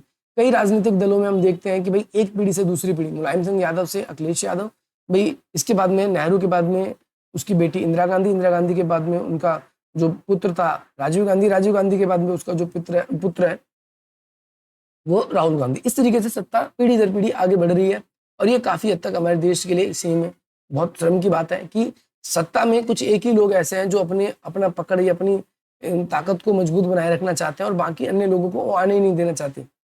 ये बहुत ही ज्यादा खराब बात है। कहते हैं कि भाई सत्ता जो है पीढ़ी दर पीढ़ी हस्तांतरित होती रहती है, जैसे वंशवाद की राजनीति पनपती है, जैसे गांधी परिवार, यादव परिवार, ये बहुत अच्छे उदाहरण हमें देखने को मिलते हैं। इसके अलावा विचारधारा की कमी और अवसरवादी, हमारे देश में बहुत सारे राजनीतिक दल हैं ऐसे जो मौका परस्त है। मौका परस्त होने का मतलब ये है कि वो अपने आप को सुनिश्चित नहीं करते कि एक्चुअल में वो किस क्षेत्र में काम करेंगे, क्या काम करेंगे। वो कई बार एक तो नेता ही बिन पैंदे के लोटे कह सकते हैं, उन्हें जिस राजनीतिक पार्टी पे लाभ मिलता है वो उस तरफ शामिल हो जाते हैं। कभी कोई आम आदमी पार्टी में शामिल होता है, कभी वो आपका बीजेपी में शामिल होता है, कभी कोई कांग्रेस में, जहां लाभ वहां वो चले जाते हैं। इसीलिए कहावत भी कही जाती है कि जो सबका दोस्त होता है उसका कोई दोस्त नहीं होता, वो किसी का दोस्त नहीं होता, क्योंकि सब उसके लिए बराबर होते हैं। ये आप सभी को याद रखना है। तो इस तरीके से हम कहते हैं कि भाई कई राजनीतिक दल जो होते हैं वो क्या होते हैं, सुसंगत विचारधारा का उनमें अभाव देखने को मिलता है, और अक्सर ये अपने कोई सिद्धांत, कोई वजूद उसके बगैर ही तो सत्ता को आगे बढ़ाना चाहते हैं, सत्ता पे बस बने रहना चाहते हैं, हम ये कह सकते हैं। इससे क्या होती है, हमारे देश में राजनीतिक अस्थिरता बढ़ती है, और हमारे राजनीति भोले भाले जो लोग हैं, चुनाव में पार्टिसिपेशन करने वाली जो जनता है, उन्हें मूर्ख बनाया जाता है। हमारे देश में राजनेताओं के द्वारा क्या किया जाता है, दल बदल किया जाता है। इससे अवसरवाद का लक्षण दिखता है, और बहुत सारी सरकारें जो है केवल इस दल बदल की वजह से गिर गई है। नेता केवल अपने व्यक्तिगत लाभ के लिए पार्टियों में कोई निष्ठा नहीं रखते, जिधर मन करता है उधर चले जाते हैं, ये बिल्कुल ही खराब चीज। नेक्स्ट पॉइंट कॉन्सेप्ट है आपका क्षेत्रीय दलों का बढ़ता महत्व। अब 1990 के दशक से हम देख रहे हैं भाई जो क्षेत्रीय दल है, यानी जो रीजनल पार्टीज है, जो बड़ी पार्टीज नहीं थी, जैसे डीएमके हो गया आपका, शिवसेना हो गई आपकी, शिवसेना डीएमके के बाद में आपका टीएमसी हो गई, इसके बाद में जैसे दिल्ली में आम आदमी पार्टी होगी, ये एक क्षेत्रीय दल है। उत्तर प्रदेश, बिहार के अंदर आपको जैसे उत्तर प्रदेश में आपका उत्तर प्रदेश में आपकी कौन सी पार्टी है? उत्तर प्रदेश में आपका समाजवादी पार्टी है, बिहार में आरजेडी, जेडीयू, ये सब राजनीतिक दल ऐसी हैं जो क्षेत्रीय हैं, और ये काफी हद तक केंद्र की जो प्रवृत्ति उसको घटा रहे हैं, क्योंकि इन क्षेत्रों में इनका वर्चस्व है, इनको वोट मिल जाते हैं। फिर चुनाव में जब एक्चुअल में हम बहुमत की बात करते हैं तो किसी को बहुमत में नहीं मिलता। तो ऐसे में हमारा देश जो है वो काफी हद तक हमें कैसा दिखाई देता है? ऐसे में हमारा देश दिखाई देता है कि वो लोकतंत्र के वजूद पर ठीक ढंग से खड़ा नहीं हो पा रहा। हमारे चुनावों में जाति, धर्म, भाषा का प्रभाव देखने को मिलता है। जो राजनीतिक दल है बहुत से तो अपनी जाति या धर्म को एसोसिएट कर रखा है कि वो उसके लिए काम करते हैं, वो उसके लिए। भाषाओं का गहरा प्रभाव है, जैसे डीएमके, भाई आप सभी को पता होगा डीएमके का उदय कैसे हुआ, आपको पता होगा कि भाई बीजेपी पार्टी के बारे में, आपको पता होगा टीएमसी पार्टी के बारे में, आपको पता होगा ऐसे शिवसेना के बारे में। बहुत सारी राजनीतिक पार्टियां हैं जो किसी न किसी एक पर्टिकुलर चीजों को वोट बैंक की तरह यूज करती है, चाहे वो जाति हो, धर्म हो या भाषा हो। इसके अलावा धन और आपका बाहुल प्रभाव, देखो आज के जमाने में आपके अकाउंट में कोई 1 करोड़ रुपए डाल दे तो इनकम टैक्स आपके डिपार्टमेंट आपके घर में आ जाएगा, लेकिन इन राजनीतिक पार्टियों को इलेक्ट्रॉनिक बॉन्ड यानी चंदा दिया जाता है तो उसकी कोई जांच नहीं, क्यों दे रहा है, क्या दे रहा है, बस वो उनके लिए है। तो इसके खिलाफ हम बात भी नहीं कर सकते।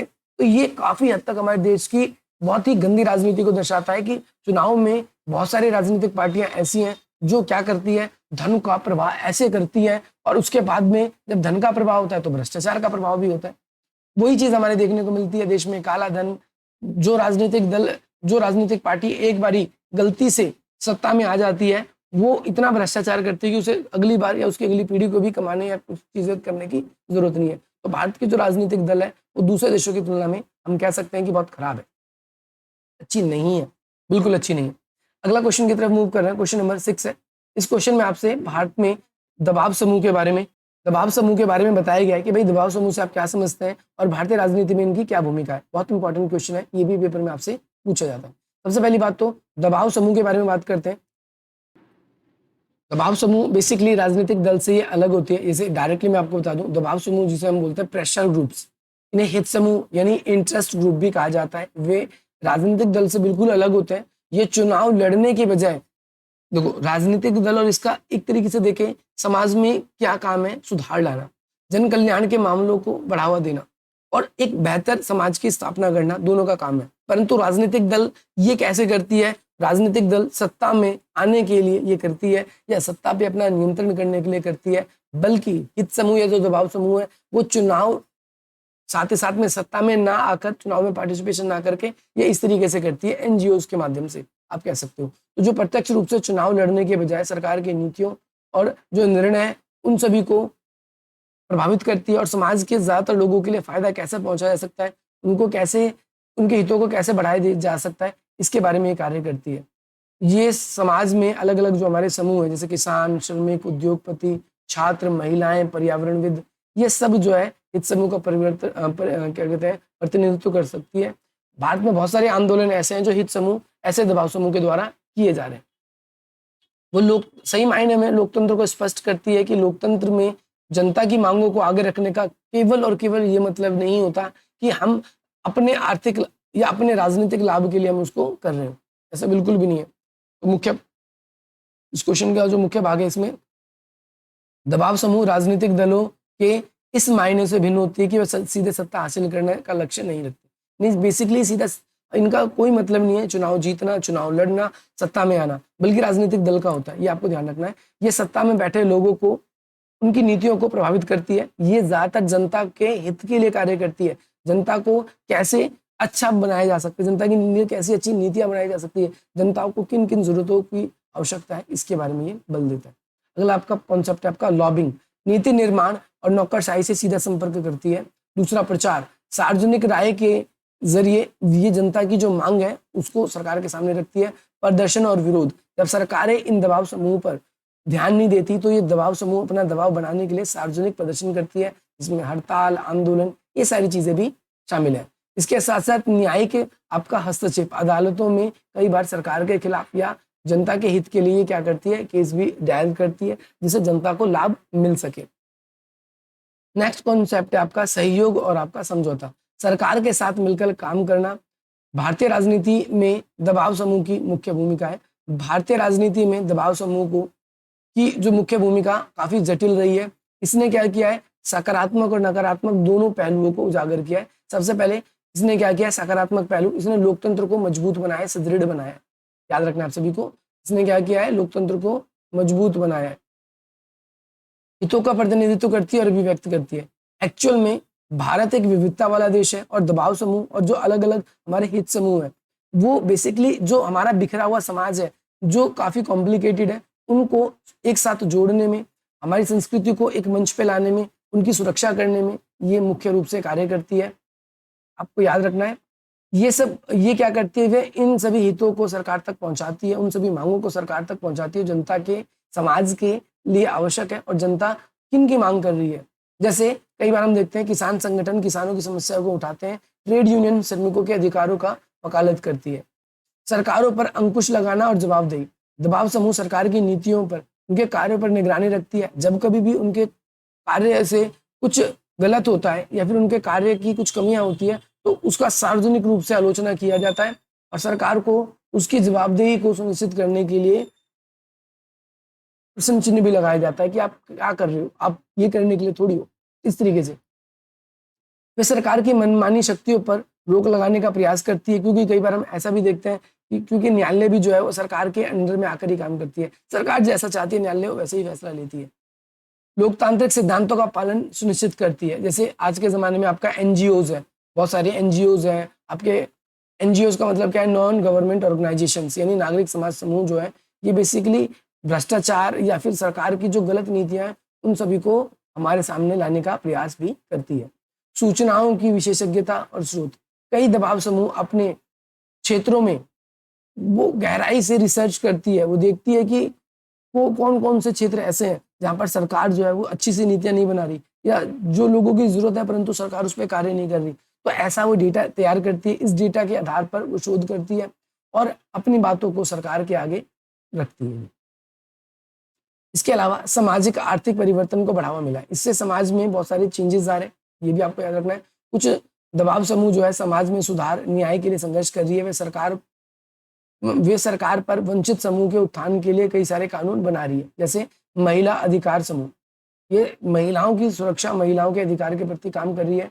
पर्यावरण समूह, पर्यावरण की सुरक्षा के लिए। दलित अधिकार आंदोलन जो है वो दलितों की रक्षा के लिए ये बेसिकली काम कर रही है। तो ये इसका एक पॉजिटिव चेंजेस या पॉजिटिव रूल है, इसका पॉजिटिव केस है। अगला राजनीतिक शिक्षा और लामबंदी, दबाव समूह अपने सदस्यों में व्यापक जनता को विशिष्ट मुद्दे के बारे में शिक्षित करती है। वह लोगों को राजनीतिक प्रक्रियाओं में भाग लेने, अपने अधिकारों से लड़ने और समाज में बदलाव लाने के लिए लामबंद होती रही है। यानी समाज में उसको कई सारे चेंजेस लाने, उसके बारे में बात होती है। जैसे इसने कई सारे, अब एनजीओज के यानी फिर जो नॉन गवर्नमेंट ऑर्गेनाइजेशंस है, ये दबाव समूह, हित समूह, इसके कई सारे नकारात्मक प्रभाव भी है। सबसे पहली बात तो संकीर्ण हित और पक्षपात। दबाव समूह कई बार कुछ सदस्यों के लिए जो देश के लिए नीतियां लागू हो रही है उन नीतियों को प्रभावित करती है, लोगों का ध्यान अपनी तरफ आकर्षित करती है। इससे राष्ट्रीय स्तर पर संघर्ष को भी देखने को मिलता है, जनता को मिसगाइड करने का भी ये कई बार कार्य करती है। अलोकतांत्रिक तरीका, इसका कई बार तरीका जो है वो अलोकतांत्रिक होता है। जैसे कुछ दबाव समूह अपने लक्ष्य को प्राप्त करने के लिए अहिंसक विरोध प्रदर्शन से आगे बढ़ जाती है, हड़ताल करती है, तोड़ फोड़ करती है। और क्योंकि आंदोलन तो कई बार शांतिप्रिय रूप से शुरू होता है, परंतु वो धीरे धीरे आगे हड़तालों पर, तोड़फोड़ पर, हिंसा पर, ब्लैकमेल पर, अलोकतांत्रिक कानूनों का सहारा लेती है, सार्वजनिक रास्तों को उनको बाधित करने की कोशिश करती है और इससे कई बार हिंसा भी बढ़ जाती है और कई बार इससे मासूम लोगों को ऊपर अटैक का खतरा भी मंडराने लगता है। धन और आपका बाहुबल का प्रभाव, धन और बाहुबल का मतलब है शक्तिशाली औद्योगिक या आर्थिक दबाव अक्सर धन के प्रभाव में उपयोगी नीति निर्माताओं को भ्रष्ट करने और उन्हें अनुचित लाभ उपराने का प्रयास करती है। अब ये कई बार क्या करती है, जनता को मिसगाइड करती है और ये लोगों को ये दिखाते हैं, क्योंकि इनको हेल्प कौन करता है? इनको हेल्प वो लोग करते हैं जो अपनी चैरिटी के लिए काम कर रहे हैं, जो बेसिकली ये दिखाते हैं कि जो समाज में परिवर्तन ला रहे हैं, हम उनको दान दे रहे हैं टैक्स ना देकर। तो ये उनसे कई बार पैसे ऐंठने का भी तरीका होता है। आज के ज़माने में बहुत सारी एनजीओज़ बन गई है जो एक्चुअल में टैक्स भी बचा रही है और साथ ही साथ में समाज में लोगों को सचमुच में जैसा परिवर्तन चाहिए, एक अपेक्षा जैसे हम विकसित देशों से करते हैं, वैसे हमारे देश में नहीं हो पाती। कई बारी सार्वजनिक हित जो है उनकी उपेक्षा की जाती है। अत्यधिक शक्तिशाली दबाव समूह अपनी मांगों को मनवाने के लिए सरकार पर बहुत ज़्यादा दबाव डालते हैं और सरकार क्या करती है, इन दबावों में आकर कई बार इनकी मामलों को भी उठा लेती है और उनको प्राथमिकता देने लगती है। तो ये आप इसमें और भी कुछ पॉइंट डाल सकते हो। राजनीति में अस्थिरता आ जाती है इस तरीके से, और सरकार जो है अपनी जवाबदेही को सुनिश्चित नहीं कर पाती। तो स्टूडेंट्स अगले क्वेश्चन की तरफ मूव करते हैं। अगला क्वेश्चन आपकी स्क्रीन पर है। इसमें आपसे पूछा गया है कि क्वेश्चन नंबर 7 में भारत में जाति और असमानता की प्रकृति की आलोचनात्मक परीक्षण करें। भारतीय राजनीति में जाति की क्या भूमिका है? आप सबको पता है भारतीय चुनाव में भारतीय राजनीति की बड़ी ही भूमिका है। अगर हम केवल चुनाव को छोड़ दें, उसके अलावा भी जो अधिकतर निर्णय है जो बड़ी जातियों के लोग हैं या फिर जो बहुसंख्यक जाति के लोग हैं उनके द्वारा लिया जाता है। हम कह सकते हैं कि भारत में जाति यानी कास्ट एक प्राचीन सामाजिक स्तरीकरण प्रणाली है। ये व्यक्तियों की स्थिति, जातियों के जरिए उनका व्यवसाय और साथ ही साथ में सामाजिक संपर्क कैसा है उनका, इस आधार पर उनकी जातियां निर्धारण होती है।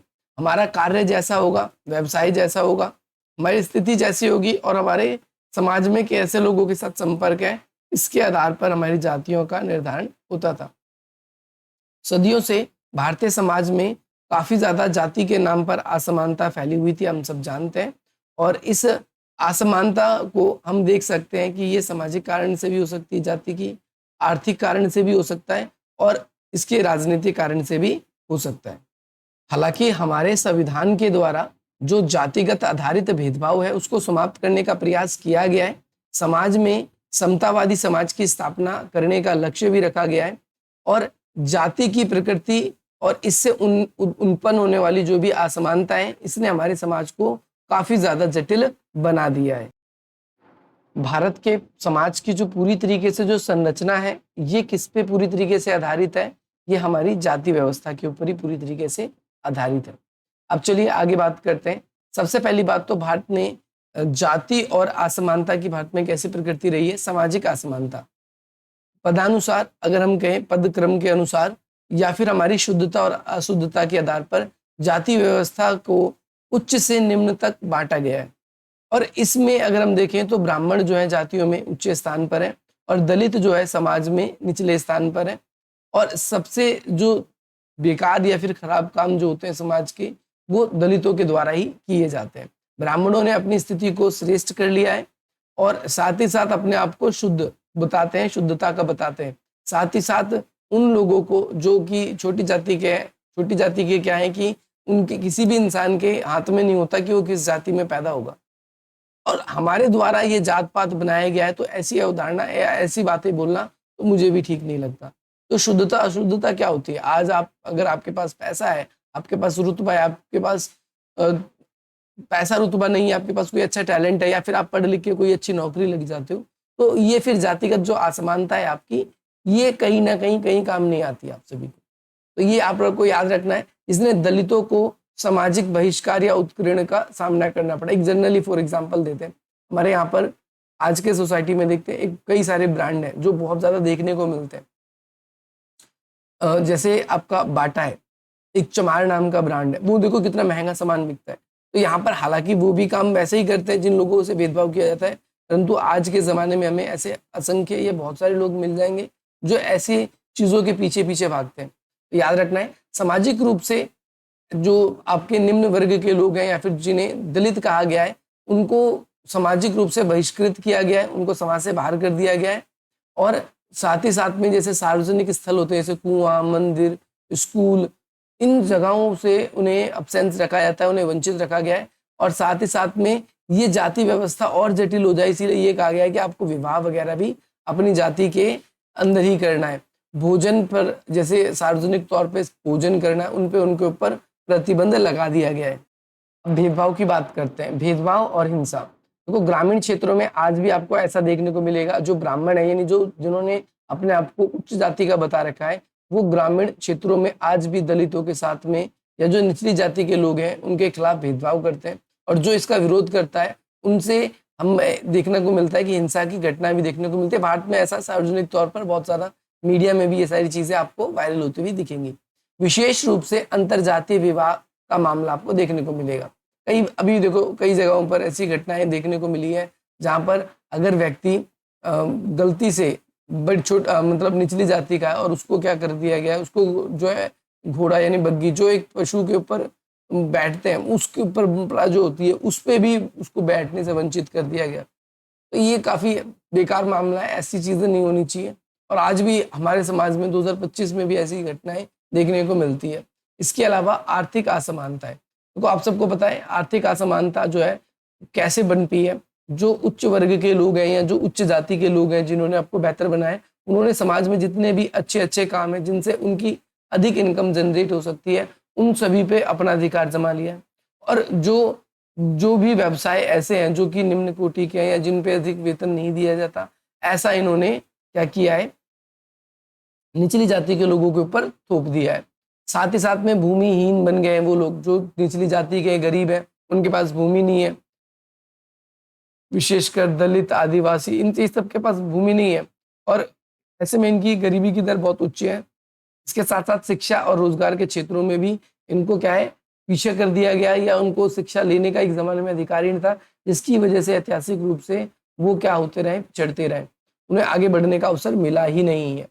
ये अभी याद रखना आप सभी को। इसके साथ साथ निचली जाति के अंदर हम राजनीतिक असमानता है। देखो राजनीति में इनका कहीं प्रतिनिधित्व नहीं है, हमेशा हशिया पे पड़े रहते हैं। समाज में इनके नाम से वोट लिया जा सकता है, आरक्षण के नाम पर इन्हें केवल केवल और केवल इतना कर दिया जाता है कि वो अपनी बातों को सामने ना रखें, और जो परंपरा बना दी गई है उसी में बंद कर रह जाएं, और पूरी की पूरी सत्ता को बाकी जो बड़ी जाति के जो अमीर लोग हैं वही पूरी तरीके से चलाते रहें। अब भारत में अगर हम बात करें जातीय असमानता की क्या क्या है, सबसे पहली बात तो यहाँ पर आपको वोट बैंक की राजनीति दिखेगी जाति के नाम पर। जाति आधारित लामबंदी है, बहुत सारे राजनीतिक दल ने अपने आप को पूरी तरीके से जातियों के हिसाब से ही जोड़ रखा है, धर्म के हिसाब से जोड़ रखा है, असमानता के हिसाब से जोड़ रखा है, जो कि आज के ज़माने में उनका वोट बैंक बन चुकी है। इसके अलावा जो हम देखें तो जाति आधारित बहुत सारे दल भी बने हुए हैं, जैसे बीएसपी है, आपकी एसपी है, बहुत सारी ऐसी पार्टियां भी हैं जो सत्ता में भी आज के ज़माने में अपनी पूरी दावेदारी कर रही है। आरक्षण और इसकी नीति का प्रभाव, देखो हमने राजनीतिक रूप से आरक्षण दे दिया है ताकि ऐसे जो निचली जाति के लोग हैं वो अपनी स्थिति को सुधार सकें, परंतु आज भी क्या अगर हम देखें देश को आज़ादी के हमारे 75 साल हो चुके हैं, तो क्या आज भी हमारा देश जो है वो जाति के मामले में आपको ज़्यादा अच्छा बेहतर दिखा है? तो इसका उत्तर आप लोग इजीली दे पाओगे नहीं। शहरों में तो फिर भी हमें देखने को मिलता है, जहाँ पर शिक्षित लोग रहते हैं वहाँ तो फिर भी हमें देखने को मिलता है, परंतु ऐसी जगहों पर देखने को नहीं मिलता जहाँ पर निचले निम्न वर्ग के ग्रामीण वर्ग के लोग रहते हैं। तो ये याद रखना है। जाति आधारित कई सारी आंदोलन भी हुए ना, ओबीसी आरक्षण मुद्दा रहा है अलग अलग राज्यों में। पहले बहुत सारे ओबीसी को आरक्षण दे दिया गया, और अब जो है बहुत से लोगों को लगता है कि इन जातियों को हटा देना चाहिए, इनकी जगह और लोगों को आरक्षण मिलना चाहिए, तो वो लोग कहीं ना कहीं पीछे रह गए हैं आज भी। अगला क्वेश्चन है नौकरशाही की बदलती हुई प्रकृति और चुनौती क्या क्या। देखो नौकरशाही यानी ब्यूरोक्रेसी, इसके सामने कई सारी चुनौतियां हैं। जैसे राजनेता, सबसे पहली विधायिका है इसके सामने चुनौती। विधायिका क्या करती है, विधायिका अपने अनुसार इन ब्यूरोक्रेट्स को अपने अकॉर्डिंग काम करवाती है। आप सभी को याद रखना है।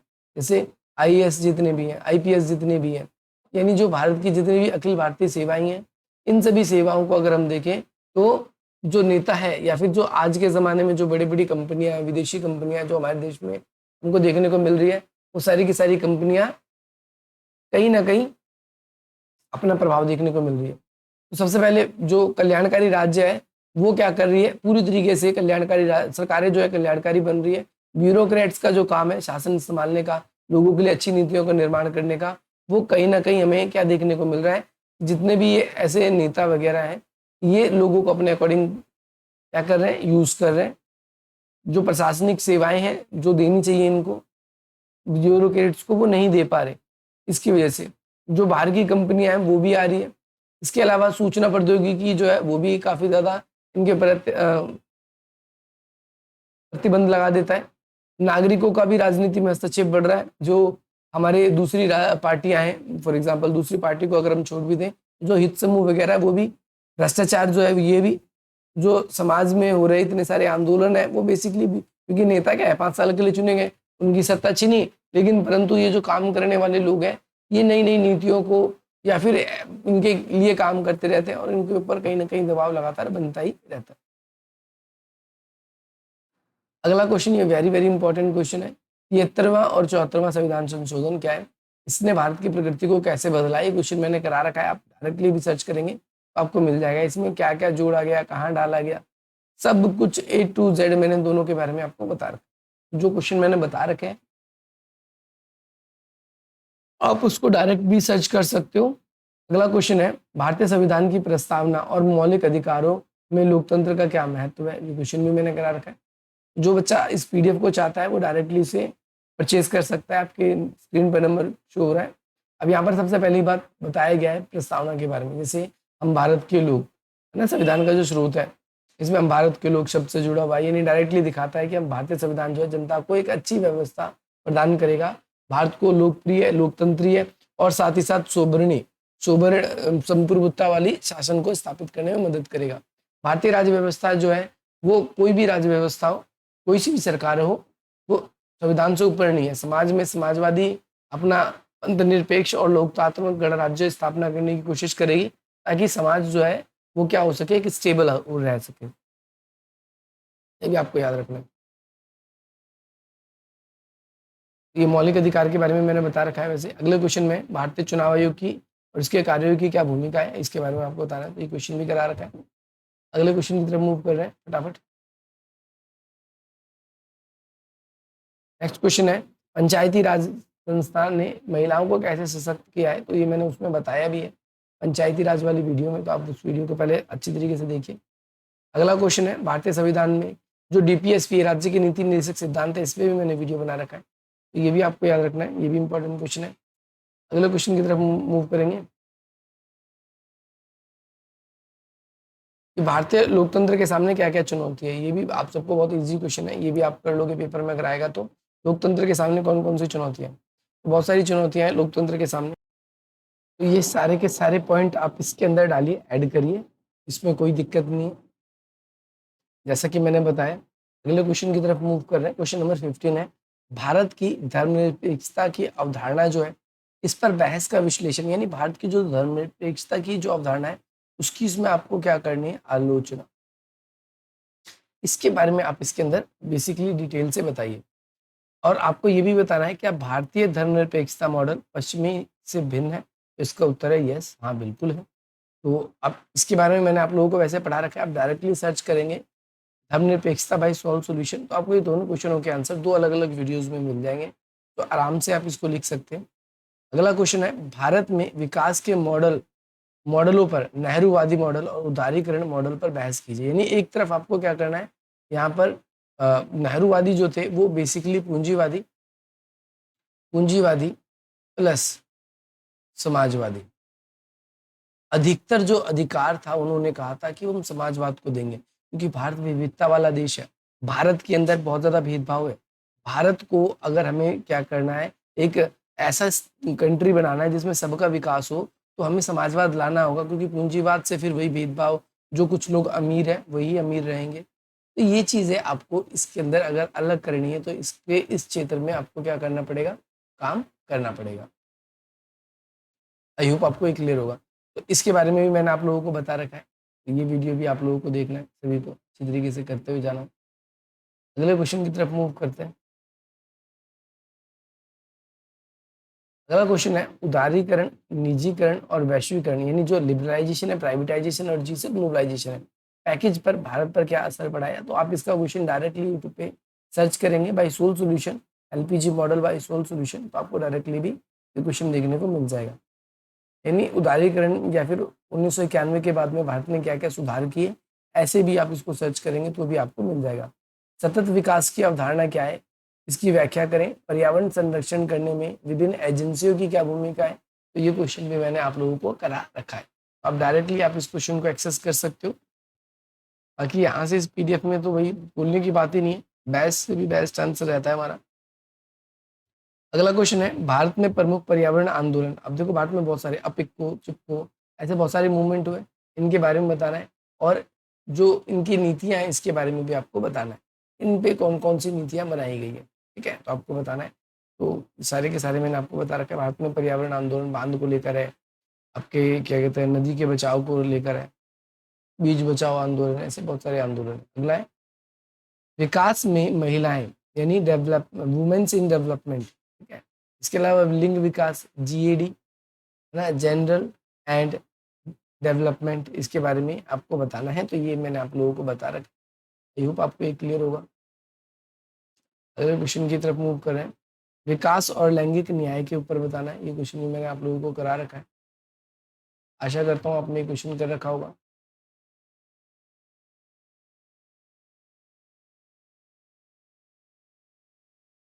अगला क्वेश्चन है, भारत में क्षेत्रीय असंतुलन के क्या कारण है, इसके क्या क्या परिणाम है, इसके बारे में आपको बताना है। क्षेत्रीय जो असंतुलन है इसके क्या कारण है, उसके क्या क्या परिणाम है, इसके बारे में आपको बताना है।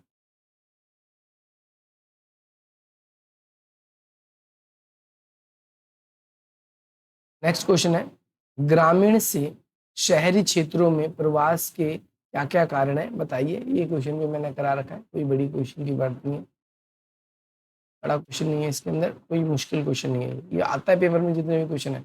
अगला, नागरिक समाज की बदलती हुई कौन कौन सी धारणाएं, भारत में नागरिक समाज के द्वारा कौन कौन से आंदोलन किए गए, उनकी बतानी भूमिका और साथ में उसकी आलोचना भी।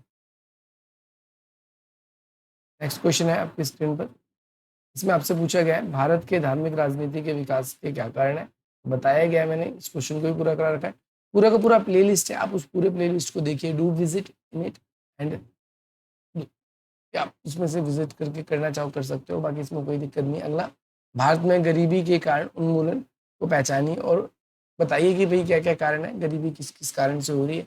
तो ये सारे क्वेश्चन मैंने करा रखे, ऑलमोस्ट सारे के सारे जितने भी इंपॉर्टेंट क्वेश्चन हैं वो आपको हो चुके हैं। अगर आपको हमारी वीडियो पसंद आ रही है तो कृपया इसको जरूर सब्सक्राइब करके जाइए हमारे चैनल को। शिक्षा के अधिकार के बारे में आपको बताना है, शिक्षा का क्या क्या अधिकार है और उसमें क्या क्या इसकी चुनौतियाँ हैं, इसके बारे में।